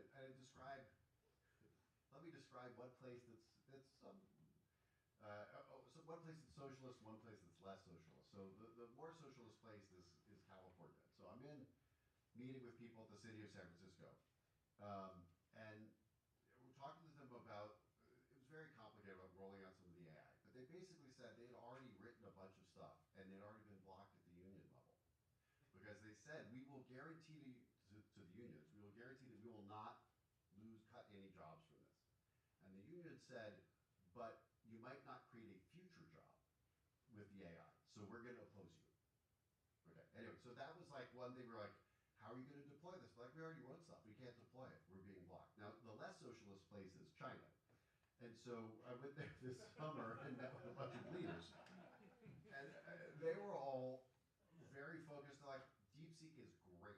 It was very interesting. I mean, these are people, one of the guys I was in the room with had won the high school Szechuan math competition. So he was like the best, it's like a 200 million person province that was the best at math at, But anyway, they were all talking, they were like, oh, everybody uses DeepSeek. It's free, it's cheap, it costs 3% to run what the other models cost. It's diffusing through the entire society. We don't care at all that you all are leaving. We have you beat on diffusion and the adoption of the tech so vastly that it doesn't really matter if you're 6 months ahead on the models. We're adopting it, we're gonna crush you in AI. And so I'm like the only pro-America Westerner in a group of people all being like, oh, yeah, sorry, we're not trying to rain on your parade, but they had a lot of opinions. But it was very clear, like, we're going to adopt it. Urgency is our speed, like our strength. We can scale like you all don't scale anymore. And that was their message to me. So I'd like to see the adoption and the urgency here, but I'm not sure of the means to do it, other than talking to wonderful people. No, I agree. I think that's actually the only policy angle that that we can take is like don't restrict it, because if you do, we're just going to lose the race to China, right? And so you see this play out on both sides of the aisle. Like, the one thing that everybody on the right and the left kind of comes together on is like, oh, China bad, right? So let's compete against that. And so it's going to become the straw man for a lot of things. And at the state level, the federal level, everything, you just walk up to the table and say, yeah, China's kicking our ass. Which is so interesting, because China, the people that I was talking to were more like, the tariffs are the best thing that the U.S. has ever done for us, thank you. They're like, it might hurt a little bit in the short term, but this is great, because we look like the most reliable trading partner on the planet. I was like, oh, dang it. Anyway, that's not like, they're like, sorry, that one didn't work, and they were talking about, the adoption and the speed and all that. So, but they weren't worried about us. Right. You know what I mean? They were sort of like, we're on a 40-year bull run. We've been taking over the whole world. Like, it's all. So there's a different attitude where it's like, we need to move faster. But they were not afraid. So like here, it's like, China's going to do this. They're like, we're going to outscale you. Like, not like you're going to discover AGI and launch a nuclear war against us. They weren't like doomers at all. But then they've got that model. So what is it, 20 million people in the Communist Party, something like that? I'm trying to forget. It's either 100 million or 20 million. I forget. But like, they have all these fights inside that. Like, the way it works over there is the Communist Party is like, internally, there's like no law in a sense. Like, it's a party, and there is a battle up and down, and finally whoever decides something, and then it is uniformly adopted. Period. Like, and if you cross the party, you're arrested before you don't have a lawyer. Like, you know what I mean? It's not like that. And just a fun fact, the People's Liberation Army, the whole Chinese army, is paid by the Chinese Communist Party, just for the record. Wow. They're paid by the party. Imagine if the Democrats and the Republicans paid the United States military. Slightly different system. But anyway, so when they adopt it's like the dissent and commit in the extreme, and they do commit. We're in a place where like 51% needs to, if we're opposed, if the 49% oppose the 51% trying to do anything, it makes it harder. So like, what is our model? We need a better model here for diffusion, agreement, how to dissent, but then commit to what we're deciding, as opposed to if you've got AI doomers on one side being like, don't adopt any of this, and trying to hamstring the models versus people who are trying to grow things and If you can just distill that into a problem statement, like everybody's an engineer in this room. What is the problem statement? Is it that we are too risk averse? Is it that we aren't communists with air quotes? Like, what is the problem statement? Advanced democracy just has gotten slow. I mean, there are people playing at every level to try and everybody's got their angle, and it's right. Everything ends up being the incentives. Is it Warren Buffett? I forget who was the first person who really started harping on that. But the incentives at every level of the democracy are all like they're not as obvious as we would think, and whether people are running for re-election, they're trying to block somebody from re-election, or somebody who wants to be a lobbyist, or somebody's doing this. The incentives are very complicated. And so you don't know why a lot of this stuff happens. This is the joke. I think if the study was in New York, it costs 10 times as much per subway mile as it does in Paris to dig a subway. And the subway in Paris has historical artifacts, right? So why is it, and you look at that, why is it slow? And it's like, there's all the contracting problems. And if you roll all the way down, it's not like there's just one magic place. The entire process is slower, more expensive. So we need more dictators? Oh, God. I'm not saying there's a solution there, but no problem. Well, I'll bring it back to AI for a second, right? So if you look at the reconciliation bill, the big beautiful bill, up until a couple weeks before it passed, there was language in there that would create a 10-year moratorium on states passing AI laws, right? I mean, my personal philosophy on that is probably good, although it's counter to states' rights and the ability to sort of look out for your own community and yada yada yada. But the concern is just pre 2022 there was like the 5 years before 2022 there was something like 3 AI related state level bills introduced in state houses across 50 states. So virtually none, right? States just weren't weighing in on what to do about AI pre 2022. Since 2022, there's been over 1,000 collectively in those 50 states. We saw some introduced here in Louisiana last year. Now they got killed. They were just poorly executed, kind of poorly written bills. But if we're seeing a bunch of that stuff now, it's only going to keep growing. And I'm just not sure that a lot of individual states are sort of well suited to write and enact highly technical policy yet. They can get there, but there's no framework for it. There's no framework at the federal level. There's no framework in any state. California is trying to pass all sorts of crazy stuff related to AI and just their ability to regulate it and track it and all that kind of stuff. So I'm not saying good or bad, but there is it's kind of a mess right now, both the federal and the state level when it comes to policy related to artificial intelligence. I would add this too. I mean, I think what we need is more engineers. I wish right now, like, we should make engineering degrees free. We should drop the liberal arts side of that and make a shorter 2 to 3 year engineering degree free at every state university in the country. The other thing is, I'd say, and this was pointed out to me in China, but it's also, I think, been a meme here too, which is the United States is run by lawyers. Well, lawyers slow things down, at least in business. Like, lawyers aren't typically not the people who make things go faster. They add friction and they add problems at every turn. Sorry, everybody in my family was either a lawyer or married to one, so I feel like I'm entitled to complain about lawyers. Although some of them are good people. Anyway, so for the lawyers, like, China's run by engineers. It's overwhelmingly engineers that run the stuff. And somebody put up a really interesting thing where they're comparing Madami to the mayor of Beijing, who has like a PhD in chemical engineering and ran like a large enterprise, and then was also like a deputy mayor of a major city for like 7 years, and has been in this game. Like, they're running engineers who are running cities, who are building things and moving fast. I'd love to see a transition. It's just, engineering and politics are so hard. I don't know how they reconcile. Yeah, and do you both see a place for engineers in politics? I mean, that is a really unique thing that maybe Louisiana can fill. That's a great question. I mean,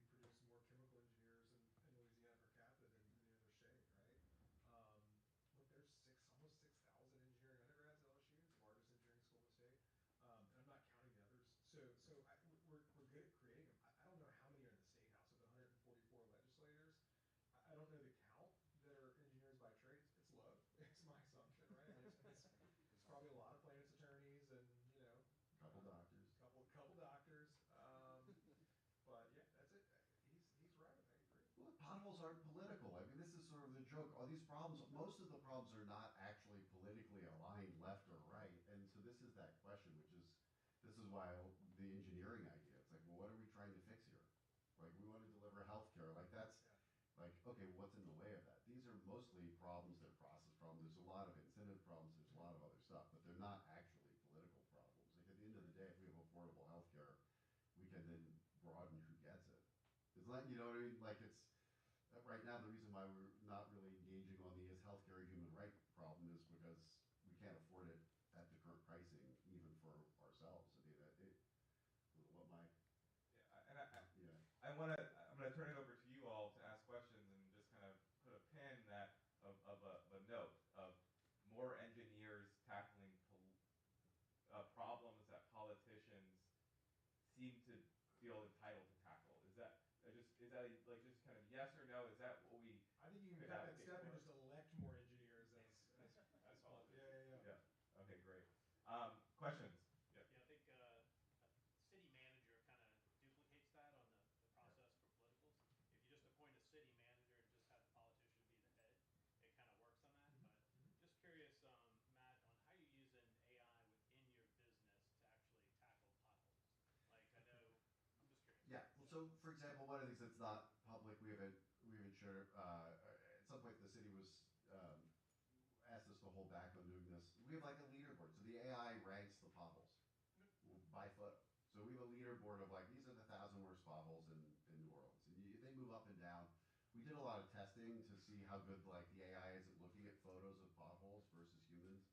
And on a scale of 0 to 10, we did it with 4 people ranking all these potholes and compared it, and it was very interesting. Like, you know, if the 4 people would converge on like the pothole is a 7 out of 10, the AI would say it's 6.5. It was within half a rank when we ran it at scale. And so the question there was the sort of joke internally was like, well, are the humans right or is the AI right? Like, who's off? You know, on how bad the pothole is. But like, you start looking at this stuff. From our point of view, we want to know, like, what's the strategy? We can pick anything. We know how bad the potholes are. We can start asking the AI to estimate what the costs are. We can start figuring this out. Do we want to fix the roads that are by where the tourists go? Do we want to fix the most trafficked roads? Do we want to fix the worst roads? Do we want to fix the roads that have been underinvested? Hey, there's so many problems, so many ways to do this. But we start right now, the city's got to pick a strategy. It's got to measure it. It's got to pick tactics. It's got to do stuff. So we're trying to build the enabling technologies. What's very interesting, we look at this, you look at like scoring contracts. Like, okay, so the city puts out a contract, it gets a bid, there's an RFP, all these kind of things. A lot of what happens is a bunch of people marking their little numbers on their scorecard, and that's how we let a contract. That's subjective, though. The way that you create the rubric, ultimately, those are people adding subjectivity. The rubric is even subjective. What's interesting is that the AI with the same instructions is now verging on objective. It'll give you a consistent, mostly consistent scoring of things. But you don't have all the other incentives that are inside other people's heads about what people said about this or about that. So there's an interesting question, which is we're building these technologies. The question, but who'll deploy them? And this is really just beyond New Orleans, like not everybody wants to give up the power of the purse. Not everybody wants it to be fair, right? So there's a lot going on here. So at some level, the AI both forces, if you can expose the data and you can start using it with the AI, you can start figuring out what's happening underneath this stuff and start finding out solutions. Our big gambit is really just this, which is, can you cut all the administrative stuff away and make it very simple for people who actually want to do the work in the city and counties and parishes to be able to look at what it is, see the high-level decisions, and make the high-level decisions quickly with all the other stuff already pre-done, you know, so there's a human in the loop making that, and they can do it faster than their workday. With less stress, they can get more done and have better outcomes. Like, if we can deliver that, I think the AI can diffuse through the governments. But if it's just another complicated SaaS system that they have to learn to do a bunch of other stuff, they're not going to adopt it, they're not going to get the outcomes. So that's kind of the game. It depends. We're in the transition with the new administration, so how it all gets deployed in New Orleans, I think is all TBD. Question? No, yeah, sorry. I was interested in scalability with China. Certainly internally, China scales very, very well. But when we see their projects like the Belt and Road Project, like they literally caused like a civil war in Sri Lanka.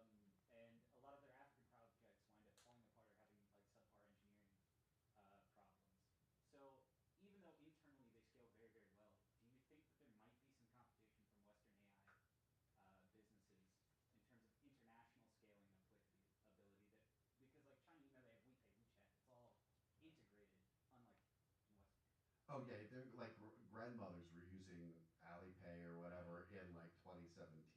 They're like you couldn't catch somebody with the renminbi in paper, like way ahead of us. In COVID, we finally did that.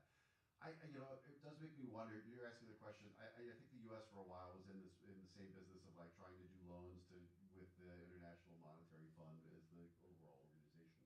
I mean, I think the way China is positioning it right now is they're offering the Android like to our iPhone. We've got like the high end OpenAI and the high end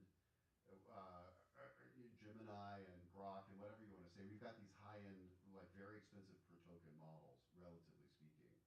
And then they've got the like it's much cheaper, and and we're seeing some stuff like not a lot of people are talking about this. We're seeing OpenAI's performance at the API level has been terrible now for a while. It's been like disastrously bad and unpredictable, and so we've been chasing our tails trying to do all the telemetry to be like, when is it bad? Why is it bad? What are the token rates? What's happening all through this? And then basically the answer is they've over provisioned it all, and they're basically cutting people off and delaying all this stuff. Like they're taking out, and we don't pay enough money, I think, is the bottom line. But so it's really sort of tough. We're looking now at using the open source models running against custom silicon is vastly faster and more predictable. But so this question of like, okay, so at the high end, we've got like very high end stuff for very high end customers. But the China model's like, we're going to be Android for the other 95%. So how does that play out? I'm not sure. Yeah, this is kind of fascinating to me, right? This is sort of like exportation of soft power, and the Belt and Road stuff has been fascinating. I think that if you ask Howard Lutnick, the Commerce Secretary in the Trump administration, this is his Belt and Road project: is to go convince other countries that sovereign AI is where they should put their wealth, and it should be built on the backs of NVIDIA chips and some American-made frontier model. They've cut a lot of ribbons in places like the UAE and the Saudi Kingdom, and to try to get there first, right? They went to places with money first that they knew weren't going to build it themselves, and they brought Jensen Huang along and said, China bad, their stuff's not secure, and we're going to go to war with these guys eventually. So you want to be on our side? Go ahead and build our data center with NVIDIA chips, and pick your flavor of American-made frontier model. So I think we'll see more of that. I don't know why these guys would stop that. They believe very strongly that that's the American Belt and Road is AI infrastructure and sovereign AI in other countries. Will we get there? I don't know. I mean, I don't know if China sees that as the same thing and begins to do the DeepSeek version of that. Potentially, right? I mean, they sort of are in a sense. I mean, this is that question. I don't know. I'm not super deep on all the open source models, but like if you look, one of the best ones that gets lauded is called Quinn, which I had not heard of until a couple months ago. I didn't know. That is Alibaba, right? Yeah, it's Alibaba. Why? My daughter is in the business of selling tokens. She's a data merchant. She started a company doing this, and she sells to all the major models. And so, anyway, so I didn't know what Quinn was until I found out. So there's a little. I was gonna say, I didn't mean the pun. I was gonna say a little Sophia wisdom in the, it's mixed in there. But anyway, so it's all the other models. It's very nice. But so it's really good. For my working with government stuff, I'm not dying to be like, we're using Chinese models to like process, government level stuff. But they're very good. And we need to, OpenAI needs to continue releasing open source stuff or other people do. Over there. One of the things I find fascinating with China and DeepSeek and everything they're doing right now, it feels like their innovation comes with constraints. Like they don't have the same access to say there's a kind of what's that embargo with NVIDIA.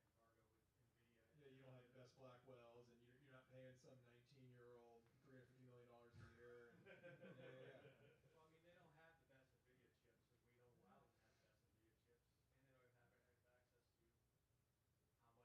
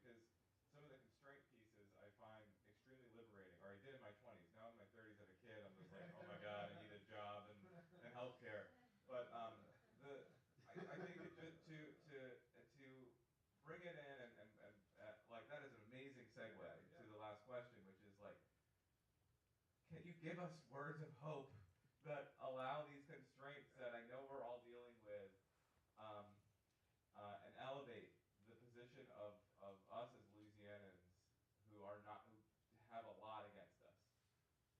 Yeah, I would say I'd say there's a lot going for us, and so we'll use your example. I don't know that if we're just betting on some company or a group of engineers in Louisiana doing something really amazing, it's probably not creating Queen 4, right, or King 6 or Crew 3. The application layer. So how do we create some application that's going to preserve our coastline, change our healthcare outcomes, educate our children, because we can actually move the needle on that stuff, right? Like I think that's the unlock. It's ignoring everything that's happening out there, leveraging the best tools that you can get your hands on, but plugging them into the laboratory that we live in, right? Which is kind of gnarly, but presents a lot of potholes for guys like this to help fix, right? Yeah, look, like, would you be building this company in Phoenix, Arizona, where there are no God, I would build it in Jefferson Parish. Like Just those, teasing, I'm teasing. the constraints of you getting out of your block, right? Like, I mean, ultimately, I preach this a lot, but like, there's a lot of problems here to solve at the application layer of artificial intelligence, which I think is a super interesting place to be. How do you pair the people with the problems, people with the solutions, and avoid like coders solving coding problems? Yeah, that's tough. I think there's your challenge, right? So like, how do you plug into like lower carbon solutions if you've never worked in carbon emitting scenarios, right? Yeah, right. That there is the challenge. I don't know. I don't have a great answer for that. I think we have better coaching systems now once people have ideas, right? We have great product development teams here that can help you build the things, but we need the people who know, like, I know how to make X, right? And then now I need help leveraging AI to do that, right? I've got an idea here, help me solve that. We still need those people to bubble those problems up, though. Can the state play a role in that? Oh, no, that's a good question. I mean, I'm never going to operate anything. Let me be completely clear. You do not want me as an operator, right? You want me as an underwriter on things. And so, if there's a good system, well, I'll give you an example of what we're doing here in New Orleans. The New Lab project that's breaking ground in December over at the old NSA site is very much about just providing infrastructure for startups in the energy space to have a place to build like skid mounted demonstrations and pilots of the thing they're doing, whether it's like ammonia or lower carbon X or some EV material or whatever that looks like. That's where we play a role. Is that infrastructure layer. Appreciate it. Matt? How do we approach? Oh, you have one more question? Yeah, Mark. Josh, I'm just wondering what kind of role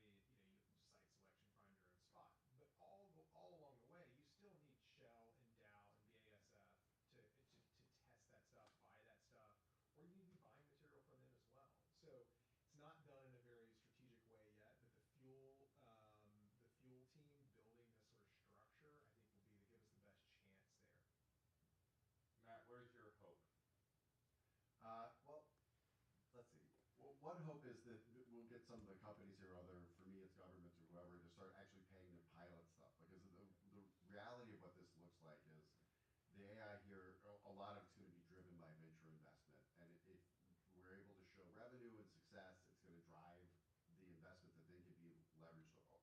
Primarily, we're focused on Louisiana first, on all the Louisiana companies. And so like that flywheel needs to happen. There's so much money being invested. I don't know if you're on the, what is it, the AI CS, I don't remember. There's a guy who tracks every AI deal, and it's like, the low days are like 350 million invested a day. It is completely insane, and it's like, and how much is coming here?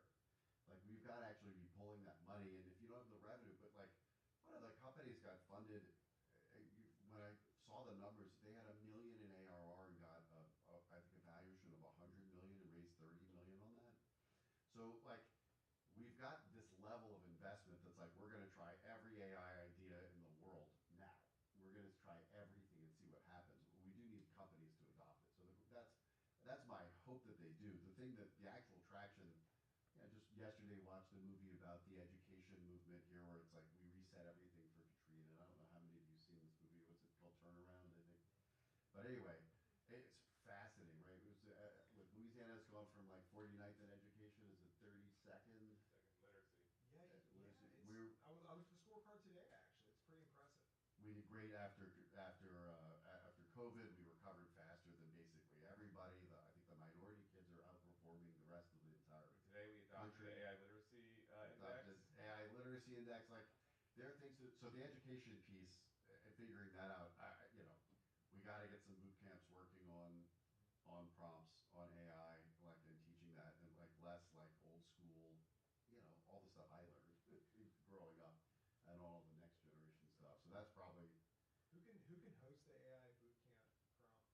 Like, that's the stuff that to start that. Yeah, I mean, that's what we need. Somebody who can say we know the best prompts. We can canvas. We can put some education around it. We can run it. Part of it's just finding that right partner to do this stuff, right? I think the dollars exist. It's who we have faith that can like execute on the thing and run 7 cohorts a year across 64 parishes, or like 5 parishes, right? Like, let's start there. I love to work with other people. I just don't want to work with the competitors who are like, like pretending to be whoever and all that. But for people here, I'd love to talk about it. We like really sit down when people are trying to make things work and wonder why is it not working or what's happening. Yeah, well, we have to get going to go to the secret party. But, okay. I invite you all to talk to the folks. I think one of the best things that comes out of these conversations is just like intelligence coming together, and hopefully it can become real intelligence. So thank you, Matt, and thank you, Josh, for being here. Let's give Josh and Matt a round of applause. Thank you, guys. Thank you, everybody. So I can't say anything about our secret party, but somebody in the room can. Maybe.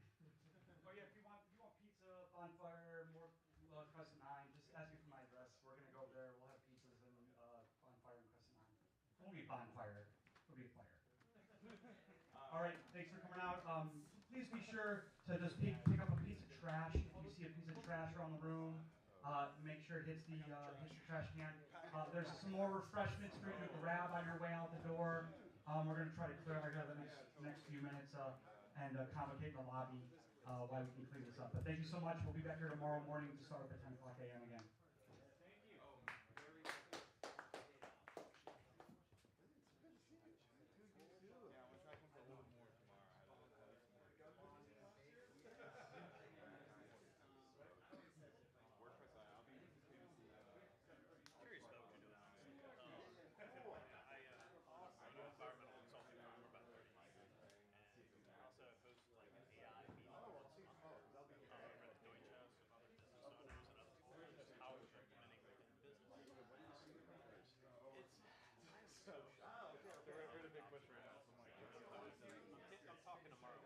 You need us to bring anything?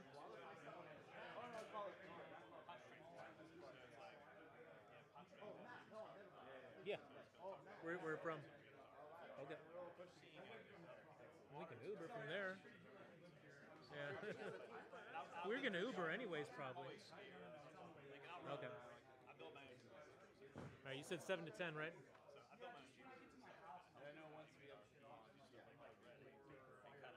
Okay. Well, whatever we can do to help.